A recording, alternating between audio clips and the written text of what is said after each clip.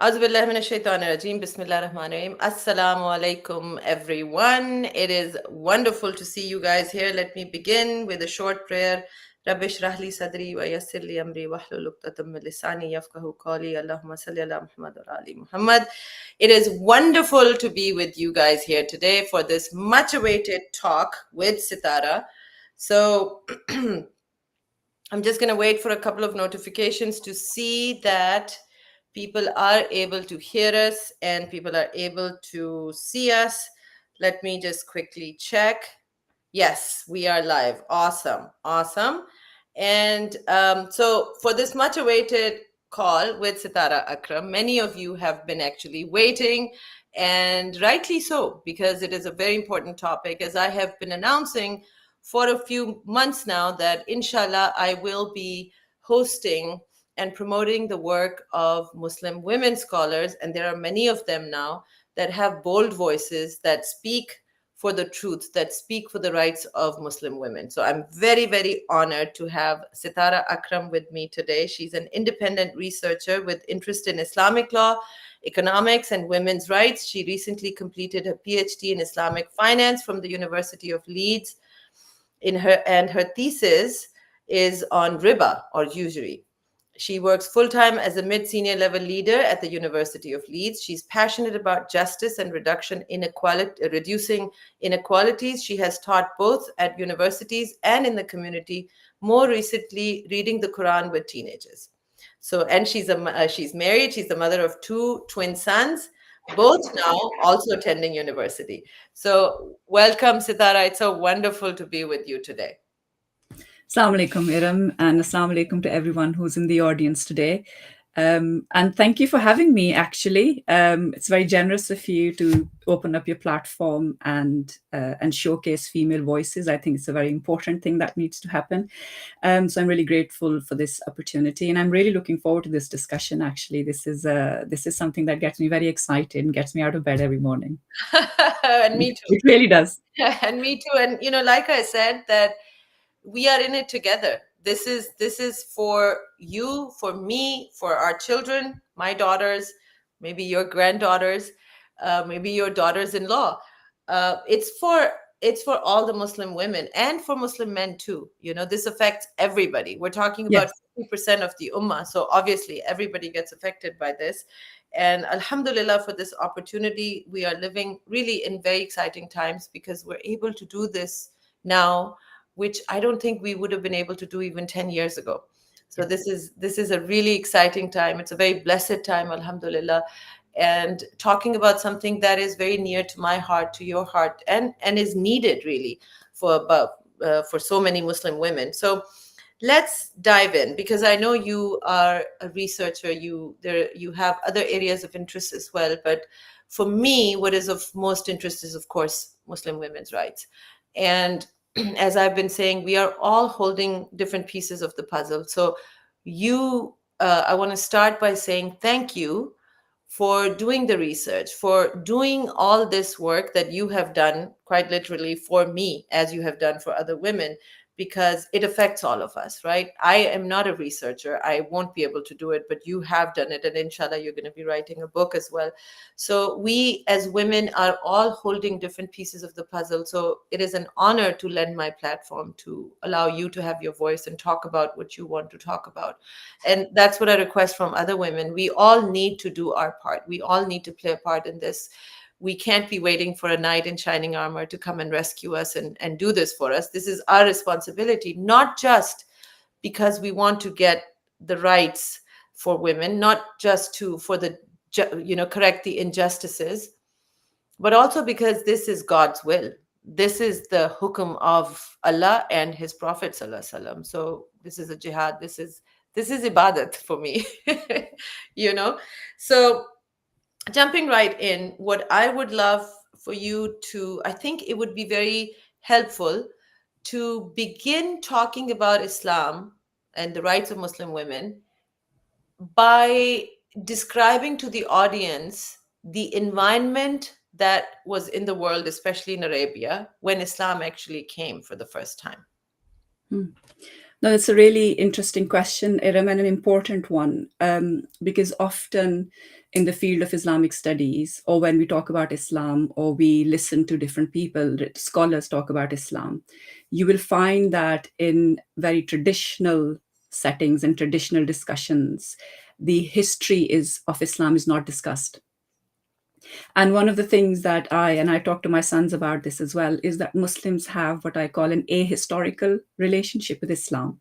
Mm, So by that, I mean we're stuck in a bit of a time warp. So mm, on one hand, we would say Islam is timeless. But on the other hand, when we try to interpret Islam, we say that we should practice Islam as it was practiced 1400 years ago, without really giving cognizance to the fact that 1400 years ago, society was very, very different. mm-hmm. It was primarily very violent. It was not a society where women were safe, women were inherited as property. It was a very harsh environment as well, especially where the Quran is revealed, in the Hijaz, in the desert, where life was very, very difficult. So, because those social and historical conditions are not taught to us in formal spaces of learning, it takes time to get a sense of what the Quran was actually addressing, because Yes. the Quran is not revealed in a vacuum. The Quran was revealed to a living, breathing society. And there is a very beautifully written book, actually by a Christian bishop who was a great admirer of Islam. His name is Kenneth Cragg. He's passed away now. And he's written a book which he has titled The Event of the Quran. Wow. So, what he says is that the Quran, whilst its message is timeless, the Quran itself is an event in history. It was revealed at a particular point in human civilization, and it was talking to a living, breathing society. So, I'll Mm, give you examples. You would have noticed, anybody who reads the Quran, you would have noticed that the Quran talks about rain a lot and mm, green vegetation, because those things held huge amounts of value for people living in a desert. mm. The Quran talks about figs and it talks about olives and it talks about honey, because those are the foods that people in that society ate. It Yeah. talks about camels, it talks about horses, it talks about ships, because this is how people traveled. So the Quran is addressing a living, breathing society. The Quran is very orientated as well about fairness in trade, for example, because the Quraysh were famous as traders and merchants. Mm, And it's primarily talking to the people in Makkah, because that's where the revelation starts. yeah. So that is why a lot of the, especially if you read the shorter chapters in the Quran, they're talking about rain and they're talking about thunder and they're talking about the gathering of the clouds, because those are really visual cues that make sense to that society. I mean, we could flip it a little bit and say that the Quran, for example, does not mention pineapples. But Mm, if it was revealed in Malaysia or Indonesia, in a tropical country, it might have mentioned pineapples. So even the choice of the wording in the Quran, the language it uses, which is the very high-end Arabic language that was spoken by the Quraysh of Makkah at that time, what the late Amin Ahsan Islai calls the Taksali, in Urdu we say Taksali, like really high register of Arabic, a really high level of Arabic language that the Quran uses. So the Quran was an event in history, even though the Quran is timeless in its message. At the point it was revealed, it was talking to a living, breathing society, which is also why some of the laws that it mentions were very relevant to those people, like Qisas, like diyat, like sudden divorce, for example, paying women even for breastfeeding their children. Those were actually the customs in that society. So the Quran is talking to that living, breathing society. So I always feel that if Muslims are to really understand the importance of the Quran and the value system that it's bringing, they need to have a sense of what type of society is it talking to. totally agreed. Right. So if, and this is why when we come across some really emphatic verses in the Quran, and actually those verses can give you goosebumps. There's a verse in the Quran in which Allah says that, those infant girls that you bury alive, when they are resurrected on the day of judgment, they will say, for what sin were we killed? Mm, It's an extremely moving verse. But the Quran is referring to a particular custom in that time where women were considered to be a burden. And so some families were perfectly happy burying their infant daughters alive because they did not want to raise them, did not want to have the responsibility. mm, The other thing that's really important from a historical perspective is that at that time, slavery was extant in society. So the Quran brings slavery into discussion quite a lot because slavery was at that time prevalent in society. So the Quran does regulate the institution of slavery. There are a lot of verses around that, as we know. but also, and we will delve into it in this talk, inshallah, some of the verses around dress code, etc., and hijab actually do link back to that background of slavery, how slave women used to dress differently from women who were free or women who came from aristocratic households. So when you bring history into your understanding of the Quran suddenly becomes alive, and then you can see what moral principles it is upholding. And I think that's really important in deepening our connection with the Quran and understanding of the Quran. It also offers a bit of a corrective. I'll give you an example. So these days, you will see if you Google on the internet about the dress code for Muslim women, and you see this kind of black robe and a black scarf, kind of like this monochromatic, very plain, very austere, a burqa, like a burqa, very austere. It's very austere, very harsh. And a case is made that this is how women in Arabia used to dress. But actually, when you delve into historical evidence, you realize that that is not how they used to, to dress. And so, when I mean that Muslims have an ahistorical relationship with the past, I also mean that we tend to imagine a past that did not exist. Agreed. And this is where the complexities come from when some of the really rigid interpretations come in, and we're told that, the older generations followed Islam like that. My question would be, did they? Is Mhm. that what historical sources tell us? And actually, they don't. But by removing history from discussions and by messing up our relationship with history, I think we've done ourselves a great disservice. And one of the other problems we've created is an identity crisis for ourselves, because we don't understand our own history. We don't understand the history of our own knowledge tradition, which is beautiful, by the way. The Islamic knowledge tradition is one of the most outstanding knowledge traditions. There's a reason why Islam was the dominant civilization for 1,000 years across Yeah. the globe. Yeah. We don't have any sense of the knowledge tradition of Islam either, and how that knowledge tradition came about. So, absolutely, I think it is one of the most crucial questions. And I always say, and I say this at home as well, I wish that more and more Muslims would send their brightest children to study history, Mm. study the humanities, because I think that is where we will discover some of that knowledge, build the tools and techniques to discover some of that knowledge. And that's what happened with me when I started my doctorate. I was absolutely astonished by how much there was, and I was actually quite humbled by the fact that I knew very little about the history of Yeah. Islam. That Yeah. was my delving into it. Yeah, that I think, thank you so much for that, Sitara. I think that was, I can't remember when I realized how little I knew about Islamic history, but I do remember realizing that there's no way I can truly understand the message of Quran without first understanding where it was revealed, what kind of conditions there were, what people did, how they acted. Because, and correct me if I'm wrong, in many instances, for example, slavery, I feel that Allah Ta'ala gave instructions which were supposed to act like a framework. Like, this is where Yeah. you're beginning. You've been doing things in a certain way. And if I give you orders to change it completely, it's going to disrupt your society. But this is where I want you to go. So here's the framework. And I want you to go gradually now in this direction. So, such as what was done with slavery, where it was made virtually impossible to keep slaves or to make free people, turn them into slaves and stuff like that. Unfortunately, Muslims were the last ones to abolish slavery. That is a very shameful thing for us to realize, that actually Muslim countries were the last ones, one of the last ones to abolish slavery. We should have done that centuries ago, Hmm. but we didn't. But that's not today's topic. So, what I want to go back to is, uh, I would love for you to talk about your journey with hijab, because I find it very interesting that you used to wear the hijab. Um, I never did, but I've struggled with it for many years. So we'll talk about that in a minute too.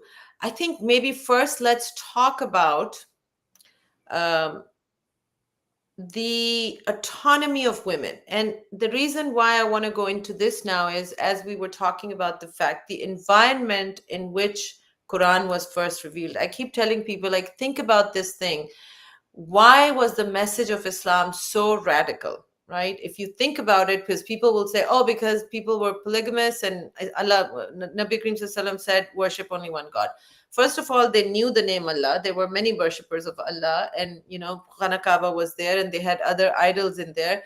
but there were monotheistic religions present. Jews were there, Christians were there. So this was not so radical. Abrahamic religions were, monotheism was not so radical. Nabi Karim Sallallahu was a monotheist, his family, many members of his family. What was so radical about Islam? Let's talk about that. Yeah, I think I think there are scholars much more mature than I am who have captured this beautifully, and I can't remember now whether it was Dr. Fazlur Rahman or some other scholar. It's just that the name escapes me. But when you were asking me that question, the phrase that came to my mind was piety in action. Hmm. So I think what is wonderful about Islam is that it is piety, your connection to God, but in action. Hmm. And so, whereas if you look at the Torah, when the Torah was revealed, the Old Testament, if you ever pick up the Bible, the Old Testament is what was called the Torah. The Torah is what was given to Prophet Musa alayhi salam Mhm. on Mount Sinai, and it was a set of rules and regulations. And then a few centuries later, when the Gospels are revealed to Isa alayhi salam, the Gospels focus more on the hikmah or the wisdom of the law. It does not give him a new law. Hmm. What the Quran does, and this is where I think Javed Ahmed Ghamdi's point is very powerful. He says that remember that the Quran is the last book of God. It's not the first book of God, it's the last book of God. So, as the last book of God, it's doing a couple of things. One, it is preserving the message of God. The Quran is Al Muhaymin, the preserver, the guardian of revelation. But Mhm. the other thing it does is, and that it is piety in action. So, if you read the verses in the Quran which mention Salat or the 5 daily prayers, and namaz, as we say in Urdu, after almost every mention of Salat, the Quran says zakat. Hmm. So, you do your prayer and then you do charity. You do your prayer and you do charity. And that is what is remarkably revolutionary about Islam is that it ties your spirituality with your concern for human beings. Hmm. So if you're a pious person, if you're a God-fearing person, you'll be a compassionate person, you'll be a charitable person, right? So the moment you finish your prayer, your next concern is people. Hmm. And this is why in the Quran, right at the center are the most vulnerable people in society. So constantly the Quran talks about the widow, the orphan, the traveler, people who are enslaved, people who are caught in a debt spiral, people who are strangers in a land and they don't have any family or friends around them, don't have a social network, and people who are very poor. And the Quran's concern constantly is around that. So within that concern for the collective, then it gives us a set of laws. And that's what makes it really revolutionary, that it gives us a set of laws. And those laws are absolutely predicated on very important universal values of truth and justice and compassion. So the whole legal framework of the Quran focuses around that. And that is what's so revolutionary about it, is that it is setting certain principles of justice. This is why Islam is so astonishing. Even to people who are outside the Islamic tradition, who study the Islamic tradition, are taken aback by the principles of justice that the Quran is establishing. Quite famously, people often quote this, and I think they're right to quote this, that in Harvard University, in the department where they teach law, they have a Quranic verse there about justice, about Muslims being qaim bil qist, always stand firm on injustice. Even if our own shadow abandons us, we should still stay firm on justice, even if it means acknowledging our error. So this is what was so revolutionary about Islam, was that immediately it was translating that connection to Allah, your fear of Allah, your conscientiousness, your love of God into love of human beings. And that is where the whole framework of the Sharia comes in. And I think that's what's so revolutionary. It kind of combines the beauty of God's revelation and actually turns it into an actionable framework. So it's um, not just spiritual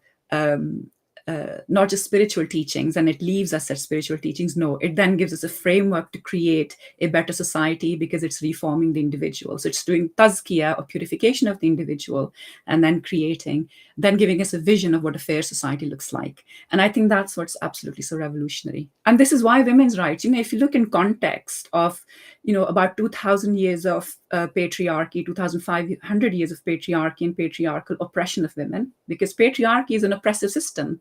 It's, Yeah. it's a system of power.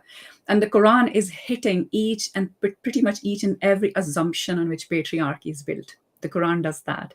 So, in the next few minutes, inshallah, when I talk about agency of women, I will go through some of those things. Yeah, and we will be getting to those those points very quickly, because I know Yes. some people are waiting very Yeah. impatiently. Because I have to tell you, Sitara, that briefly, I was very disenchanted with Islam, and because my questions weren't getting answered, and I could see very clearly as a Mhm. thinking, logical person that this is all unjust. This is not fair. So I became disenchanted many, many years ago. And of course, we all need, when we go through hardships in life, we need God. We need God by our side. So I did need Allah by my side. And, I won't go into the story today, but eventually when I decided to do my own research, and was this is 20 years ago almost. Information was not as easy to find. There weren't people like you doing YouTube videos. Mhm. So it was so difficult, because everywhere I looked, it seemed that, no, women are not equal, no, women are not as intelligent. And I would be like, but I used to get the highest marks in my class. I always was. There's evidence proving that women are as intelligent, sometimes more intelligent. It doesn't make sense. Why is Quran, why is my tradition, Islamic tradition, saying the opposite? But then so many other things also, the confusion between how to be a good Muslim but also achieve your dreams as a woman. Can I be a leader? Why can I not be a leader? So many things. And it was deeply hurtful. And this is what I want to kind of pre-frame. I want people to understand, who are watching today or who will watch this recording later, that it is deeply hurtful for women to, we all carry this burden to a certain extent, unless you're lucky enough to be born in a household where you got the right education of Islam from the beginning. There is this deep trauma in us that we are born inferior, and we didn't even choose the gender that we were going to be born into, but we are born inferior, and we are inferior in so many ways, we're told. And we are never, this is what creates hopelessness. We are never going to achieve the level of nobility that men have, again, through no fault of our own. And we are never really going to be as dear to Allah as men are. And there was a deep trauma, because we're talking about the creator. We all need the love of our creator, in our hearts, and to know that he's by our side. So to be born with this notion that, we somehow, Allah belongs to the boys club. And since men have an axe to grind against us, or they want to oppress us, so Allah also wants to oppress us. Like, it's a deep trauma for women. Mhm. But once I began to understand the truth, it was deeply healing, and I'm grateful to Allah Ta'ala for showing me the truth. And that is why we're doing what we're doing. That the truth is actually the opposite. The truth is, now I tell people, I personally feel, you could disagree with it, but I personally feel that women have a special place of privilege in Islam. And I said this to Ramdi Saab, by the way. You mentioned Ramdi Saab. And guys, please know that we don't belong to any sect. So we have a lot of respect for different scholars. We don't agree. I know for myself, I don't agree 100% with any scholar. I have a lot of respect, for example, with Ramdi Saab, for Ramdi Saab, but I disagree on many things too.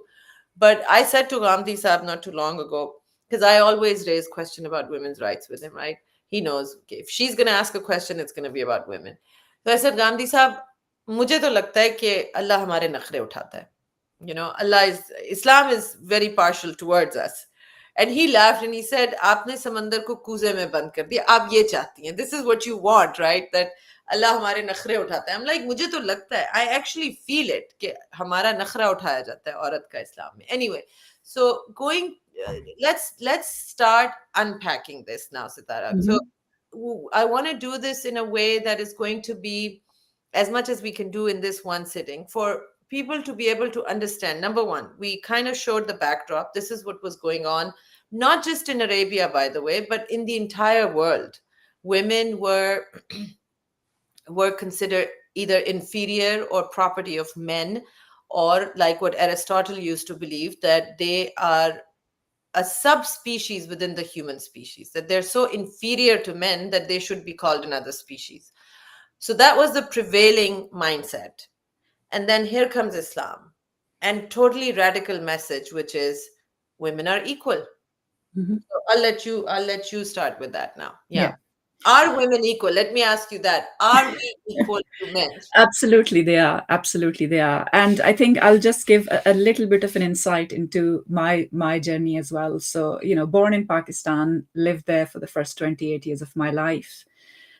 My education, kind of when I did my MBA, that was in Pakistan, and I moved to Britain when my twins were 3 years old. They were toddlers, and I was pretty much grappling with the same issues, Iram, and I think those issues are also related to what we're hearing now about women, the messaging we're hearing about women. And I would say that the battering we're now getting and the amount of battering and punches that we've got in the last 30 years is a phenomenon over the last 30 years, particularly.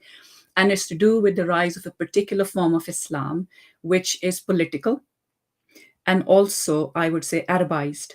So it's a particular version of Islam which is exported to the rest of the Muslim world through madrasas, through writings, through preachers.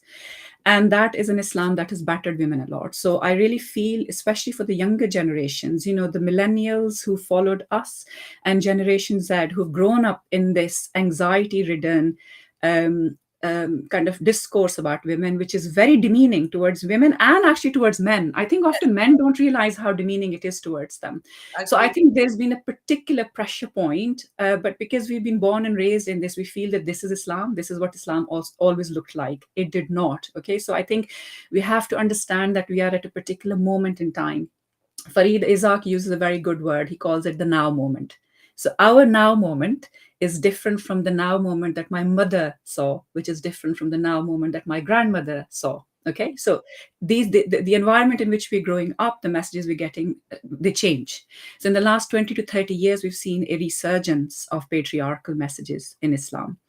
Mhm. And there has been very much a what we now call Salafism, kind of a rise of very fundamentalist thinking as well, which is very black and white, halal and haram, and rules based. Whereas when we were taught Islam as an ethical tradition. We were taught ethics: do not lie, do not steal, do not cheat, speak very kindly towards people who are vulnerable, and if you have somebody working in your house, pay their wages before the sweat dries on their body.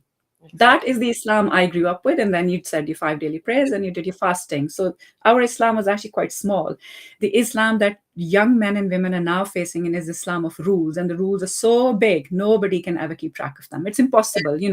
Enter your house with your right foot and enter your bathroom with your left foot and start trimming your nails from the right. And, who can keep track of that? Nobody can. So there's a particular moment in time that we're living through. There's a very politicized version of Islam and a very insecure version of I just Islam wanted that to we put live. a little bit of just one quip in here that, by Mm. the way, if you ever do a study of cults and how cults are maintained and how they keep their power on people, it's all about the rules.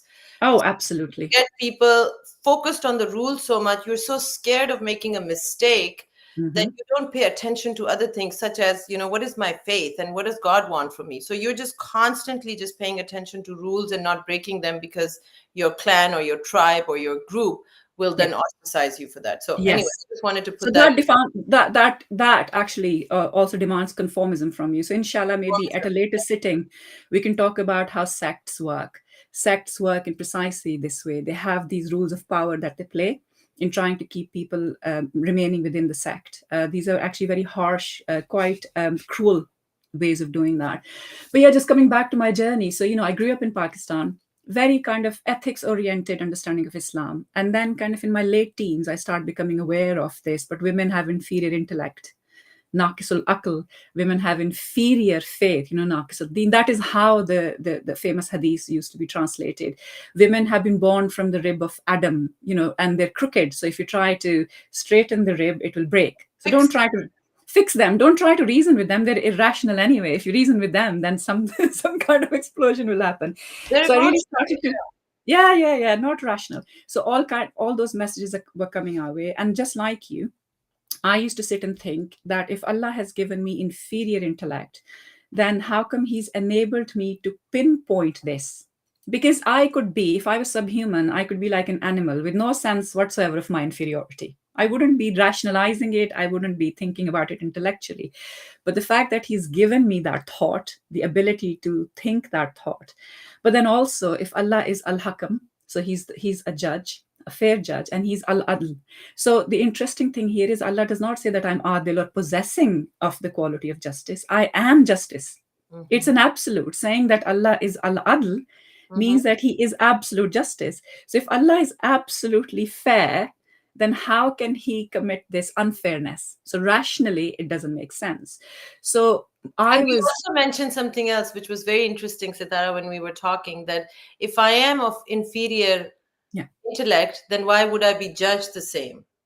Exactly. And the levels of accountability as well are similar. Accountability, yeah. So so if, for example, if let's say a 15-year-old, God forbid, a child dies young at the age of 15, Allah will judge that child accordingly. The 15-year-old is immature, may have made some bad decisions, but he's a child. But if women are also the same and women have an inferior intellect, then if Allah, and we have to obviously always agree that Allah is the fairest of judges, then he Yes. would have also have given us some mitigation. Yeah. He would have said your punishment is half of the punishment of a man because your That intellect makes is you half of stupid. the, Yeah. yeah, because you're stupid and you can't get your head around these things. I'm going to be very lenient towards you. Diminish responsibility. In the justice system, this is called diminished responsibility. You have Exactly. diminished responsibility because you just can't get your head around this and you're just silly. So, in the absence of that, what happens is it creates these contradictions when we try to connect with the Quran. And it took me a long time actually to join the dots and understand what was happening. So, if it's okay, if I can give a longish answer here, Erin, because I think this is an Please, important please, of question. course. Yes. I, I Yes. think what I'm going to do is start with the idea, which I think is often not presented to Muslims, is the idea of the fact that knowledge is created. So knowledge is like cake. Okay, we see the cake, which is the end product. Somebody cracks some eggs, put some butter in, put some flour, sugar, vanilla essence, or whatever, and then uses a process to produce an end product, right? Which is cake. Mm-hmm. Now, when we are told something, because we haven't been taught to think critically, I'm not judging anyone because we're just not taught in our education systems, because we're not taught to think critically. When a piece of information reaches us and it's religious information, we think it's the truth. Mm-hmm. So, for example, there are many examples. Might say, okay, um, women are inferior in intellect. We receive it as truth. Mm-hmm. Now we're trying to make sense of that truth. It doesn't make sense, but we're thinking, okay, this is what Islam says, I have to accept. Or we're told that women must be subordinate to men in a marriage, right? So the guy is boss and the wife is his subordinate, right? So Mm-hmm. this is kind of the patriarchal view of marriage. You say, okay, this is what the Quran says, that a devout wife is also an obedient wife. We receive it as truth.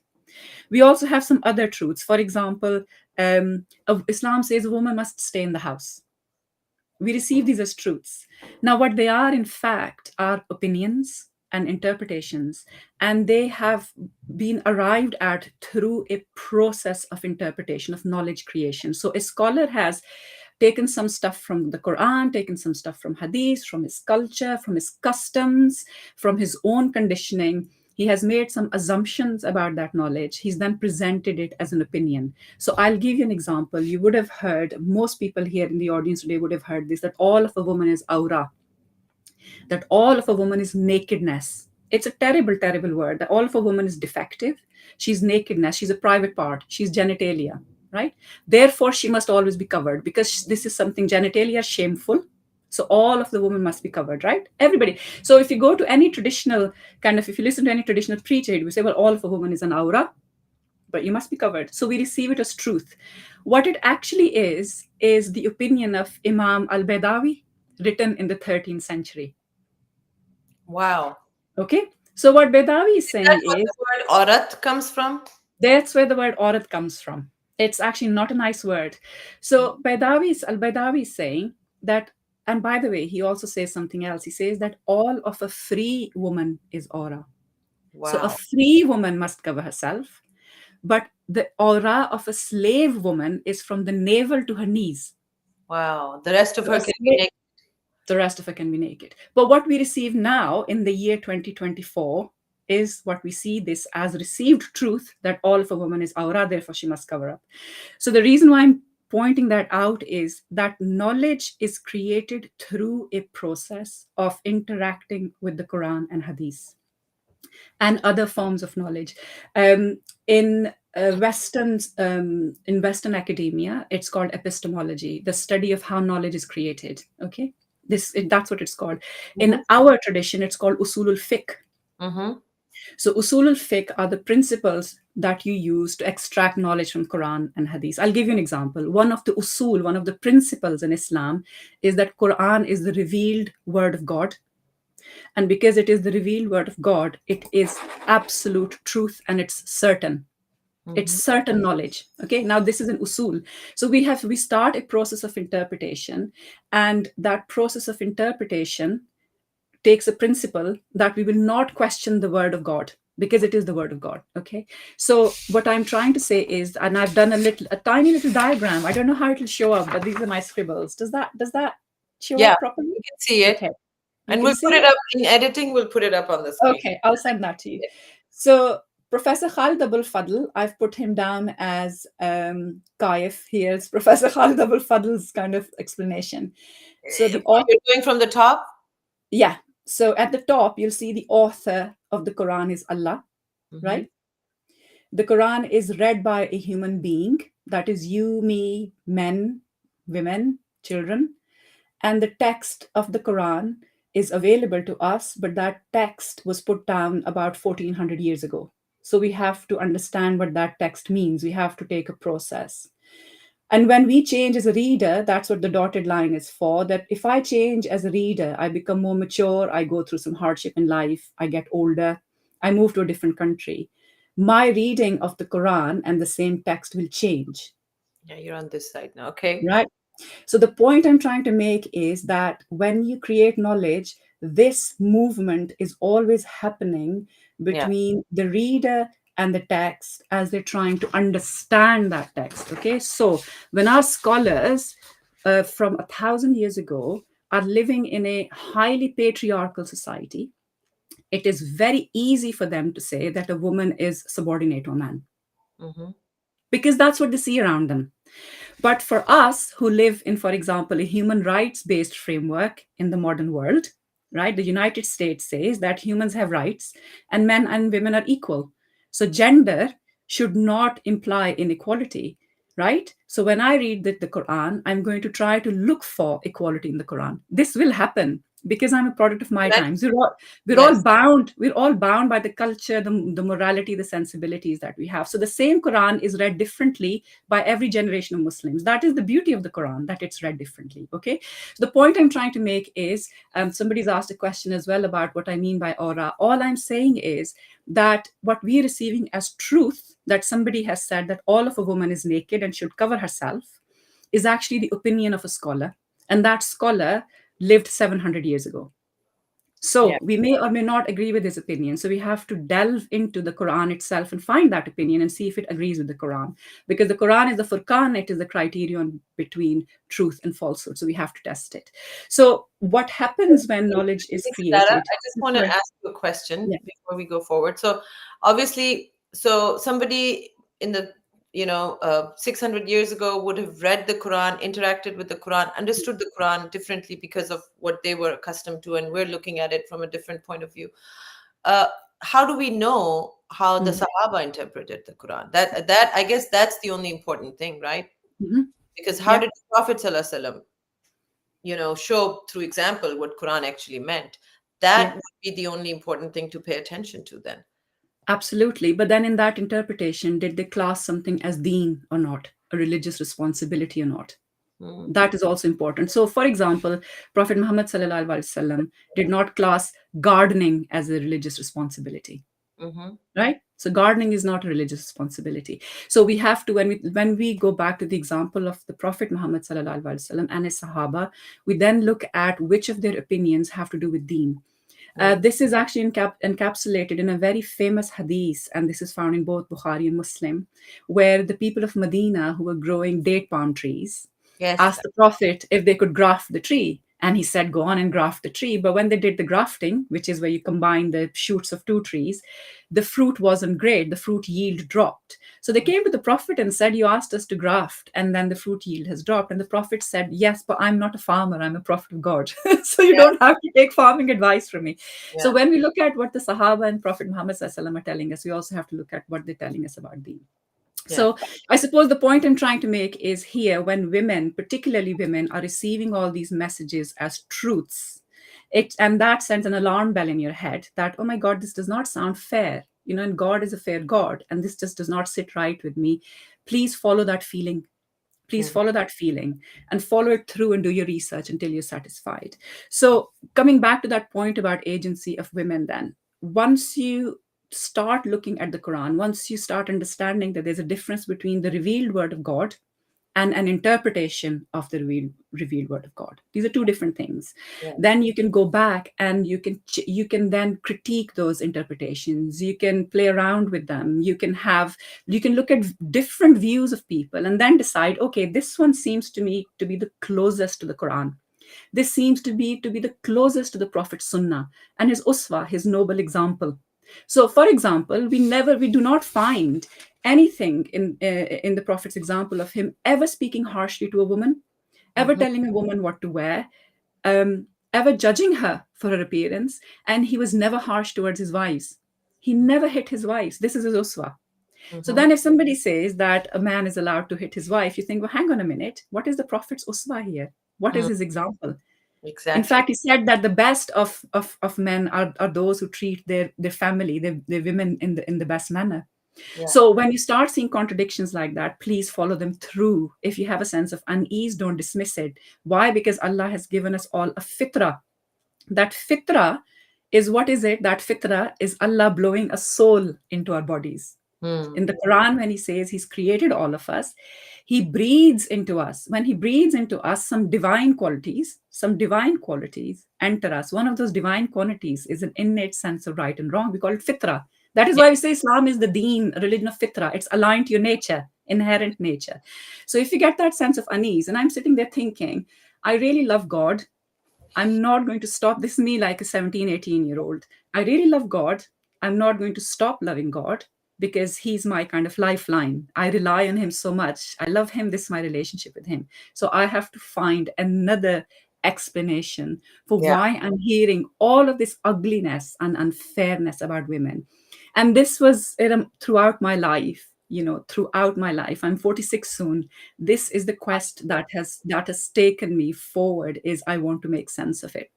So kind of my longish answer. But now then, let me just come back to the agency of women, right? How do we claim agency? How do we claim agency? Why is my opinion, why do I say that my opinion and my reading of the Quran is just as valid as a man's reading of the Quran? In fact, I would say that in this day and age, Muslim women's reading of the Quran is much more important. And it's because we're an oppressed half of the ummah. And because we're oppressed, we always gravitate towards verses in the Quran which are about compassion and emancipation. Mm. So our reading of the Quran is a freedom oriented reading of the Quran. Mm. And when I say agency, what it means is that a person who has free will, Allah has given free will to men, Allah has given free will to women. Mhm. Okay. So as a believer, I have the right to read the Quran. This is what I mean by agency. I have the right to read the Quran and make sense of it for myself. And I don't have to go and seek validation from a male scholar. Yeah. Okay, that's my agency, that's my right, because Allah has given me that right. And Allah has created me just as beautiful as He has created a man, because Allah Ta'ala says, I think it's Surah Al-Teen. Yes, in Surah Al-Teen, Allah Ta'ala says that we have created man in the best of molds. We've created insan, ahsan. We've created it's an That's insan. great. لَقَدْ خَلَقْنَا الْإِنسَانَ أَحْسَنَ تَقْوِيمٍ. We've created insan in the best of molds. So human beings, women and men, have been created in the best of molds, right? The Quran also tells me in Surah Nisa. Now, Surah Nisa is a chapter which is actually about women. It's titled Women.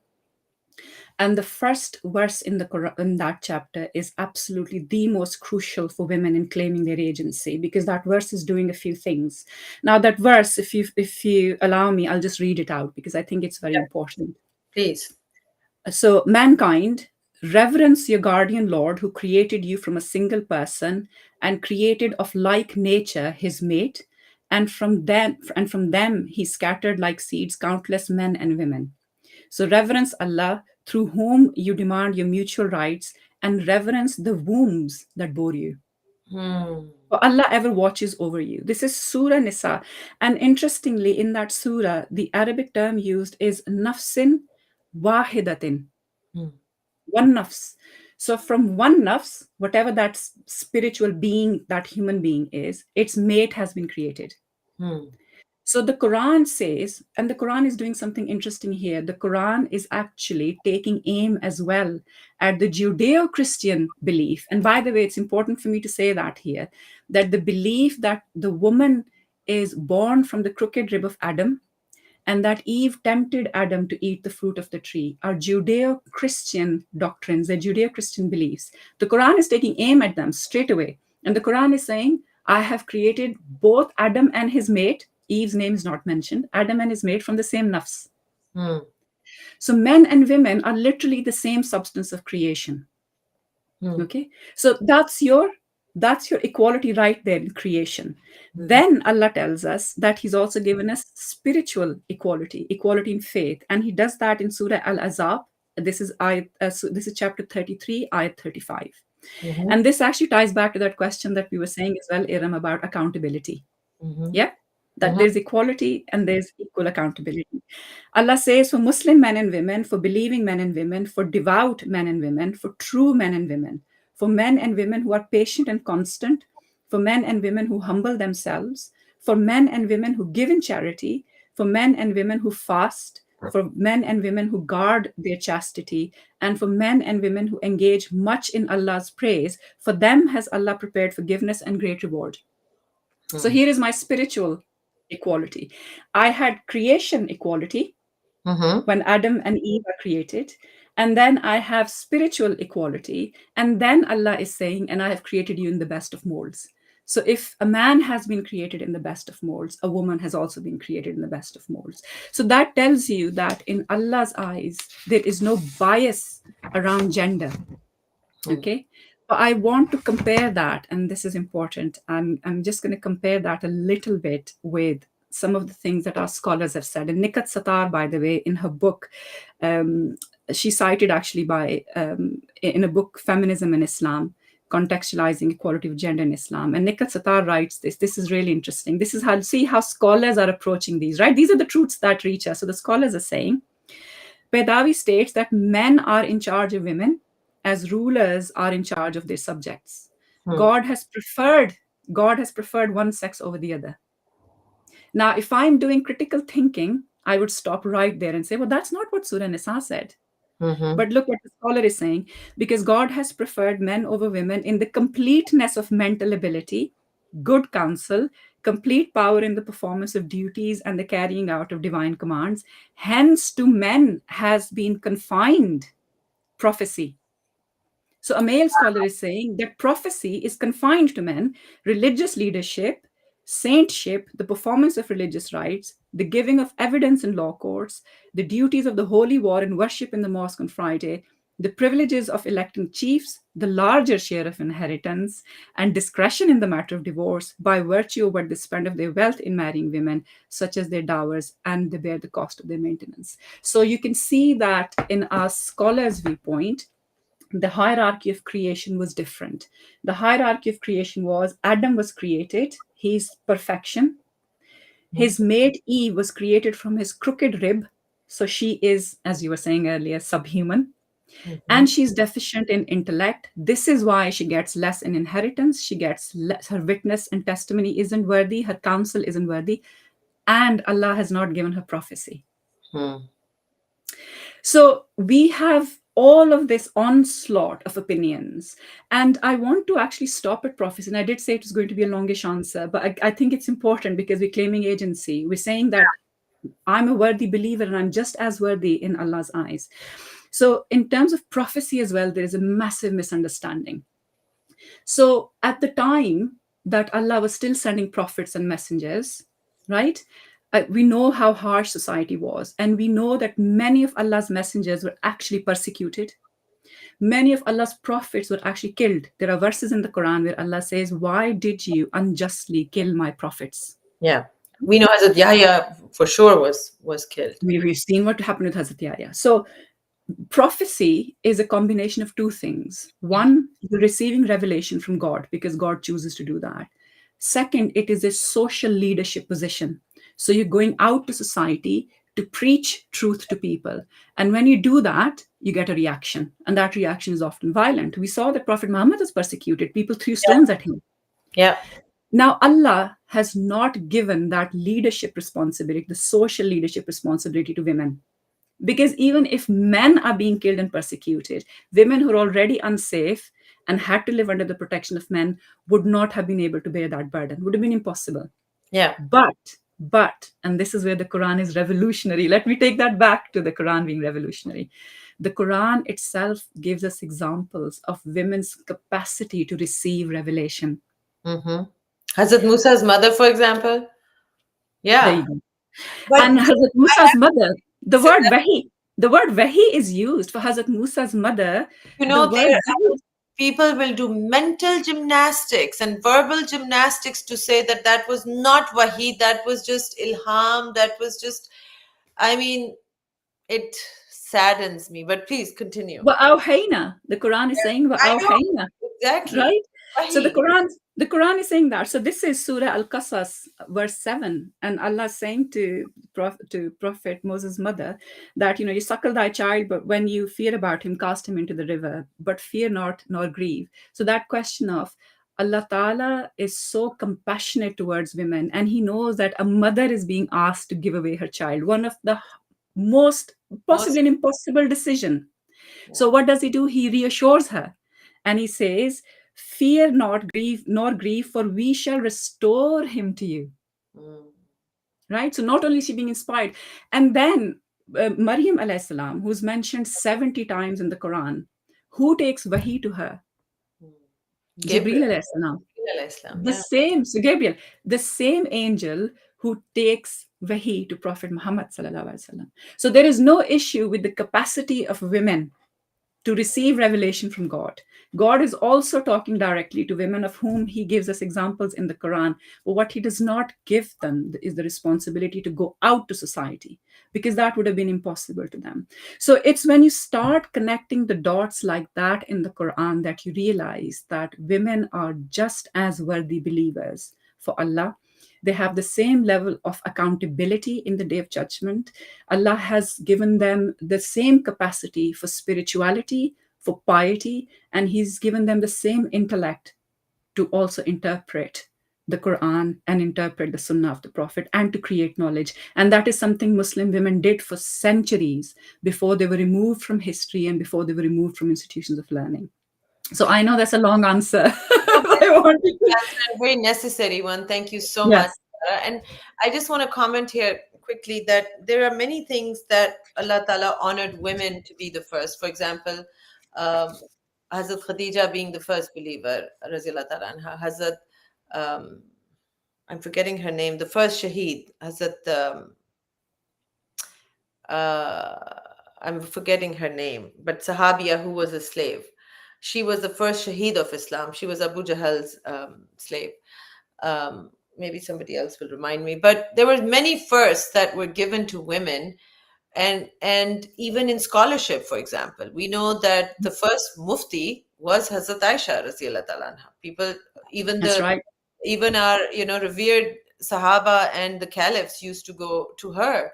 And actually, I think it was in one of your videos that you were talking about it. No, it was another really powerful Muslim voice that I'm going to be hosting on this platform. Daisy was talking about it. That, when Allah Ta'ala ordered the wives of the Prophet to stay indoors because they're not like other women. So what did they do? They engaged in the tradition of knowledge, the learning Mhm. and spreading knowledge. So that was really beautiful. I loved your answer. I don't know if Mm. Natasha, if you have any questions that you want to send me. Uh, let me read you some comments. Hazrat Sumaya, thank you so much, Madiha. It was Yeah, Hazrat thank you. Sumaya who was the first Shaheed. Maliha has been waiting for this talk for a long time. Sitara, she's one of your fans, and she said, I didn't even realize that it almost 1 hour had passed. Awesome. Well, we are hoping that we will be able to do some groundwork in an hour more. Somehow, women's spiritual journeys, productivity is more faster and more than a man. All right. Well, that's an opinion, and you are welcome to have it. So I don't see any questions right now. I think people are following along, Mhm. and I think there may be a question in there about the testimony of testimony. I saw that. We're gonna. Do you women. want to cover it now, or do you want to? Because there are more questions on that I wanna. I'm happy to very briefly talk about that. The testimony of women is, and this is where kind of, because it's my area, to read about debt and usury and lending and the prohibition of riba in Islam. The testimony verses actually appear in the Quranic discussion about debt or lending. So people often see the Quran as a jumble of verses, a disparate set of verses which have just been brought together. The Mhm, Quran has very beautiful coherence to it. And the Quran also has a context which is historical, but the Quran also has internal context as well. Okay, so the Quran builds an argument. It doesn't just throw things in, it builds an argument.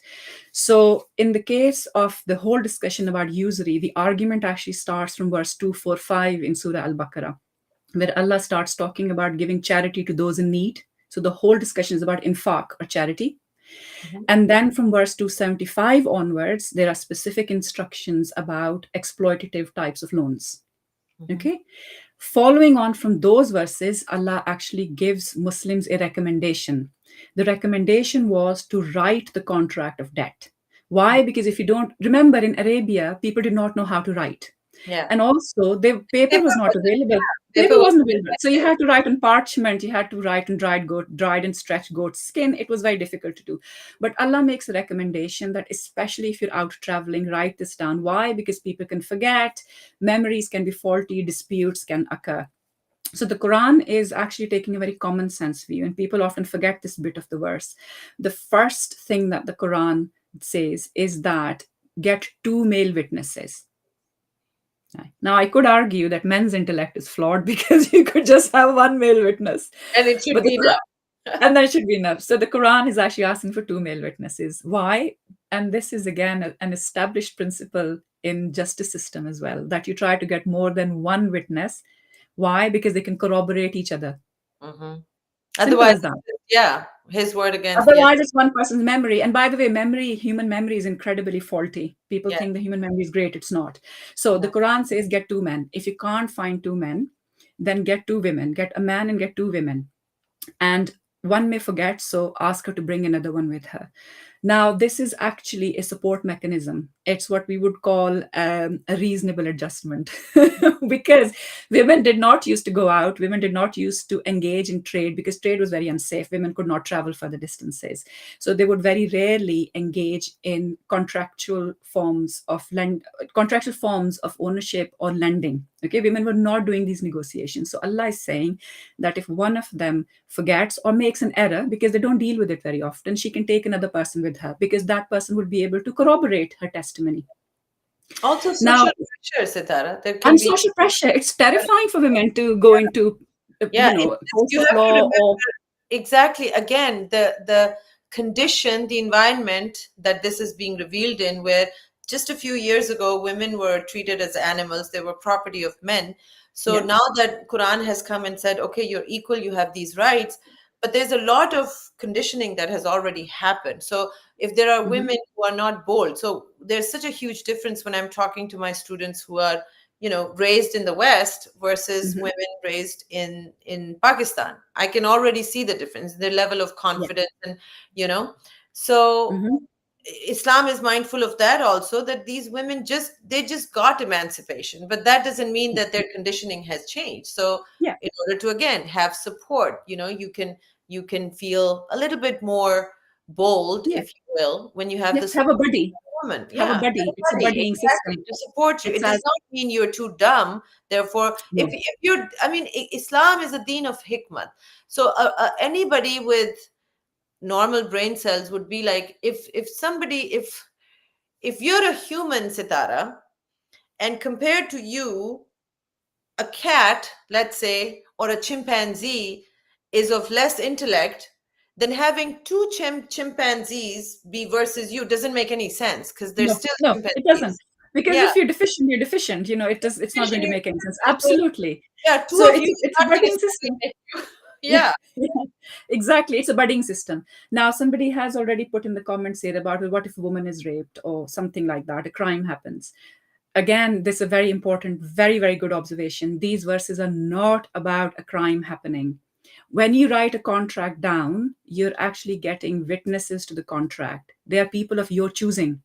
So you go and you find two credible witnesses, people who are of good moral standing, and ask them to witness your contract for you.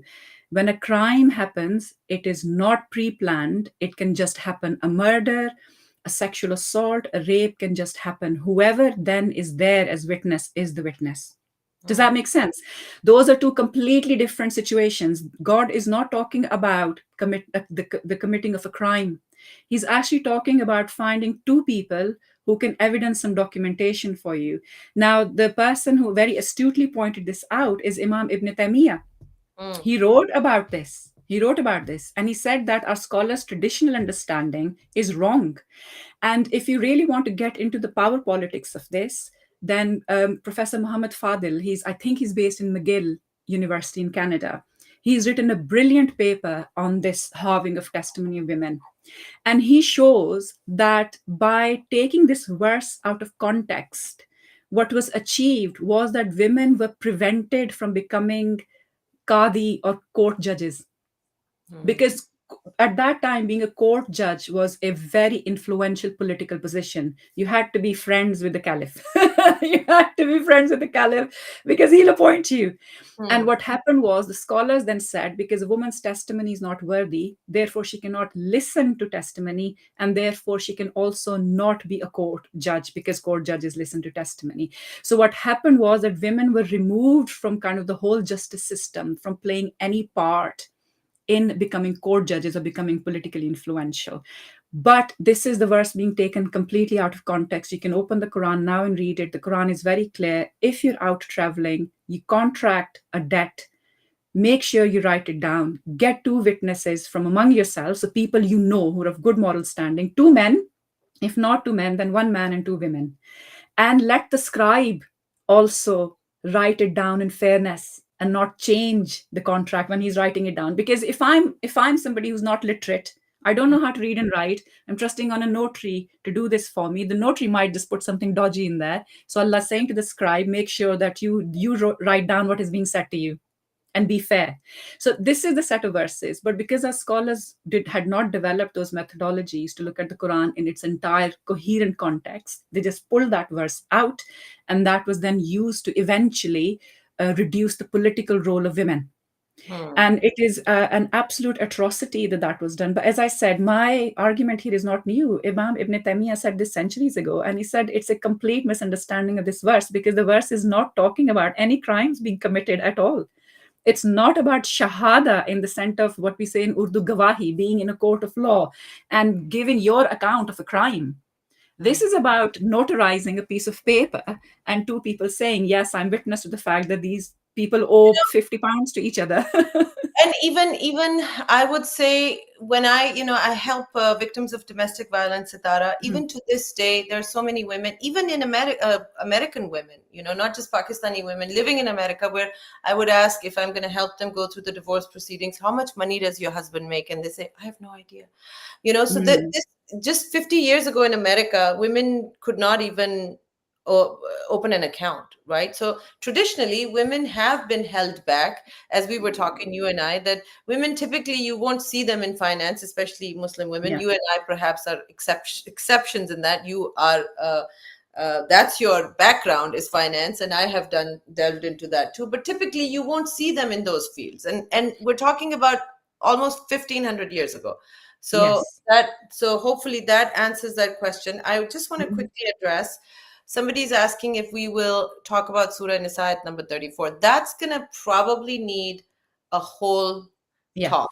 So if we have time, maybe you can just comment on it at the end a little Yeah. bit, because there's there's important things in that ayah to unpack, but maybe Sitara can give her opinion on it at the end. But somebody's asking me, can you also talk about hijab once and for all? Tell us, is it mandatory or Just settle not? this forever. Yeah, maybe we should go into that. And like I said, I have Uh-huh. some other questions that my students have sent me. If you want me to ask those now, I can ask them Mhm. now. Or do you want to cover the hijab issue first? Shall we look at the hijab issue first, simply because somebody's already asked that in the audience, and then we can come back Let's to go the ahead and questions you have, if that's okay with you, Erin? Yeah. yeah, please, please. So, yeah. So settling, I can't settle anything. I'm a scholar, I'm a researcher, I'm a student of Islam. All I can do is share with you my understanding.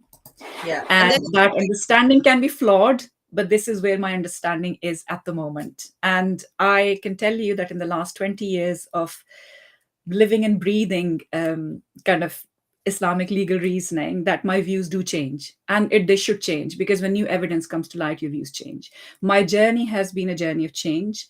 I never used to wear the hijab.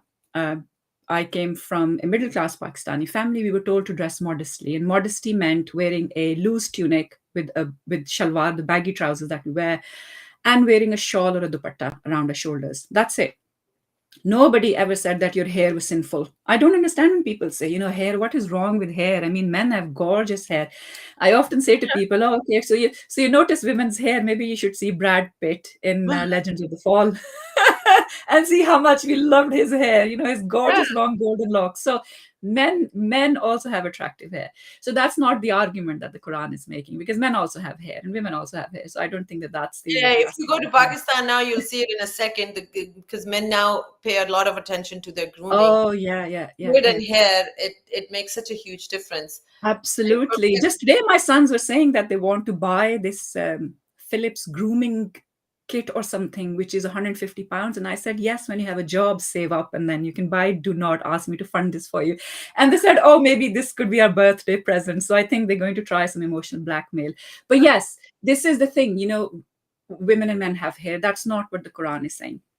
The thing with hijab is that it's not mentioned in the Quran. The word hijab as a covering is not mentioned in the Quran. The Quran mentions hijab as a curtain in a couple of instances. Once it mentions it as a curtain that the Prophet drew just outside his house to designate the kind of the line, the boundary between what is public and private. he Like didn't have we now a door.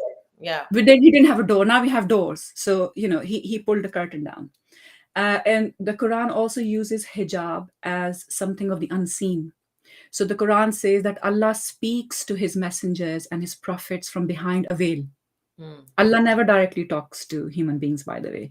He either talks to them from behind a veil. So Musa alayhi salam never saw Allah. He did hear a voice. He never saw him, never encountered him directly. Allah spoke directly to Hazrat Musa, though, right? Hazrat Musa, but still the Quran says from behind a veil. So what that experience, it's a matter of the unseen. We don't know what that experience was, Okay. because Allah says in the Quran that one of the rewards of dying a Muslim and going to Jannah is that we'll be able to see his face. So Yeah. nobody's seen it. The other thing is that Allah always sends revelation, and He says that He sends revelation either from behind a veil or through His angels.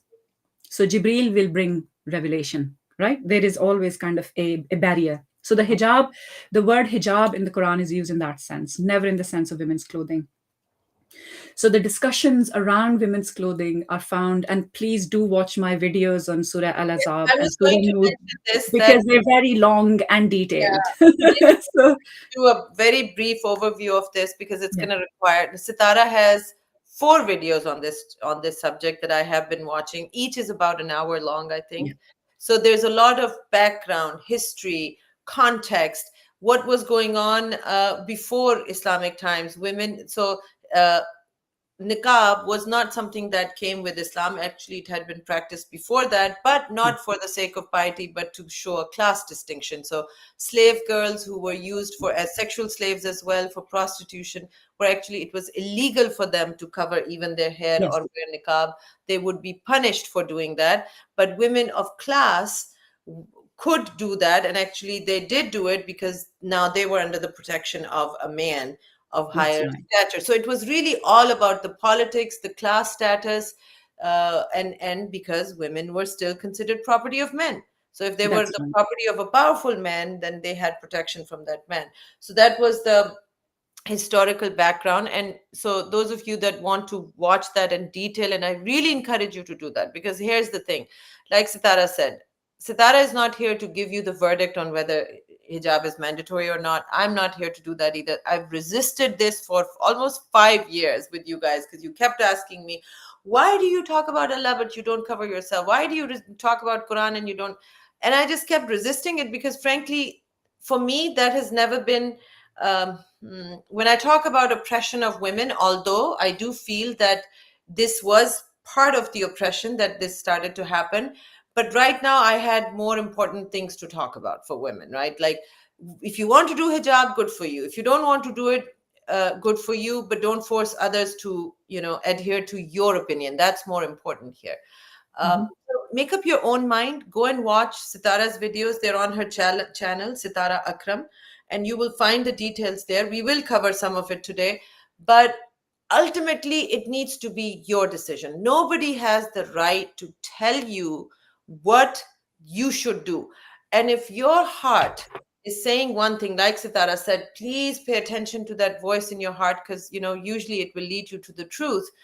But if you're just doing it because this is what my family expects of me, and this is what my sect expects of me, or my husband, or whatever, then please know that you're not doing it for Allah. You're doing it for those reasons, and that's fine too, because maybe that's what makes you comfortable and stuff. But don't sit on judgment on other women.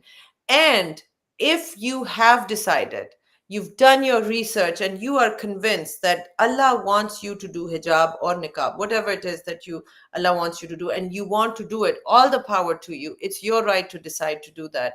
But please do not think that somehow you are better than other women who are not doing it, who have also sincerely researched, then they have come to the conclusion, no, this is not necessary. Because I find Mm. that's another way to divide and conquer. Just Yeah. divide these women so they will hate each other, and they will never band together to actually do what is more important, which is to fight for your agency and autonomy, right? Mhm. That's what your right is. So I'm sorry to interrupt, but please continue. You were going to say something. Yes, no, thank you for that background. And as you were saying, absolutely, if you want to listen to kind of the whole historical background to the practice of veiling, please do have a look at the videos on my channel, because I go into a lot of detail and I go back a few thousand years to explain that the practice started amongst Greek aristocratic women. And the idea of veiling was that aristocratic women could then be identified very quickly from women who had to be economically active and had to go out of the house, or women who were sex slaves and they were offering their services in prostitution. So you could quickly identify which women were under the protection of a man and which women had their services available for all men. That is how historically veiling was practiced.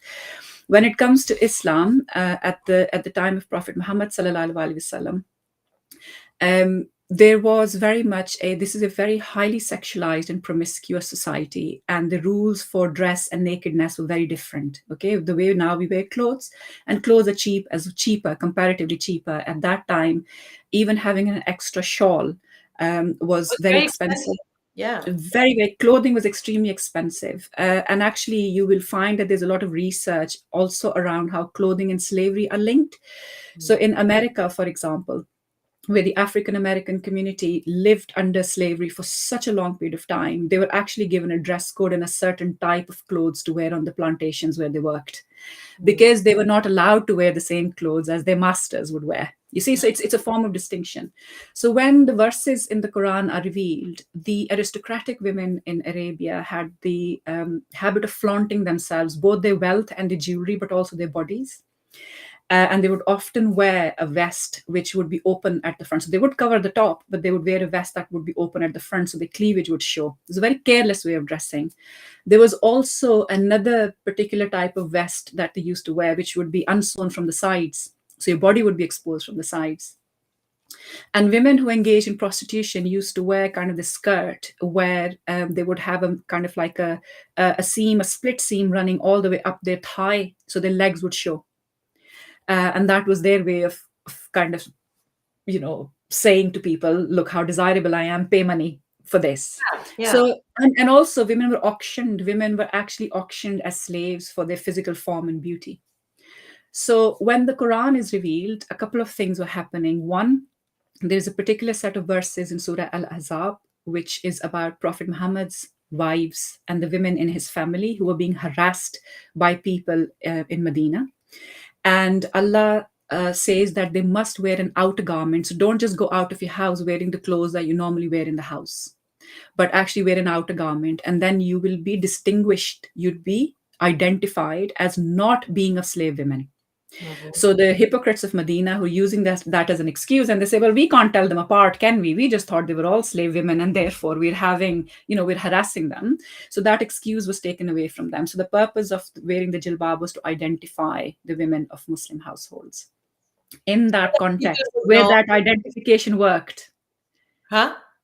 in that context, Iram, where that identification had a meaning. Yes, that's what I was So, going to say. That yes. again, we really need to understand that this is a society where women are typically property of men. Even men needed the protection of their tribal background because this was a very warring kind of violence ridden times, and that was the state in pretty much the entire Mhm. world. And then you also have slave women that could be raped, tortured, harassed, whatever, because they didn't belong to any men. They had no rights. They had no rights. They had no Slavery is right. about not having rights. Yeah. Exactly. So they had Yeah. no rights. And then you have these Muslim women that are, going outside to relieve themselves using the bathroom. Mm. They didn't have bathrooms indoors. So, and that's where the hypocrites are harassing them. And we already know about some instances where, because they were trying to hurt the prophethood, the Yes. journey of prophethood, they had tried all different means. They had also Mhm. harassed Prophet Sallallahu Alaihi Wasallam directly. Then they put that buhtan on Hazrat Aisha radiallahu ta'ala anha. Mhm. So any which way to discredit Yes. Prophet Sallallahu Alaihi Wasallam and And his hurt him. and And hurt hurt him. him. And so now they're finding other ways to go around and hurt him through his family or discredit his family. So all of that is going on, and then Mhm. when they're asked, why are you bothering our women, they say, well, we don't know if they're slave Mhm. women or they're women under your protection. We don't recognize it. So that's when this hukum comes in, that cover yourselves so that you're distinguished, you're different from Yes. You the can be or identified. you can be Yeah. identified, so you're It's a not measure being, for identification. Yeah. so that they Absolutely. no longer have an excuse. Yeah. That's right. And then the verses go on to say that if they don't desist, then Prophet Muhammad SAW has the right to take action against them. Mm. And so Asma Barlas, in her book Believing Women in Islam, absolutely highly recommended. Please read. Asma Barlas has pointed this out, that the verse of the jilbab only works if in society you have jahili men, ignorant men. Love that part. Oh my And God. I love that, because actually, why do women need protection in the first place? Because the men are misbehaving. Yeah. The problem is not with the women, the men are misbehaving.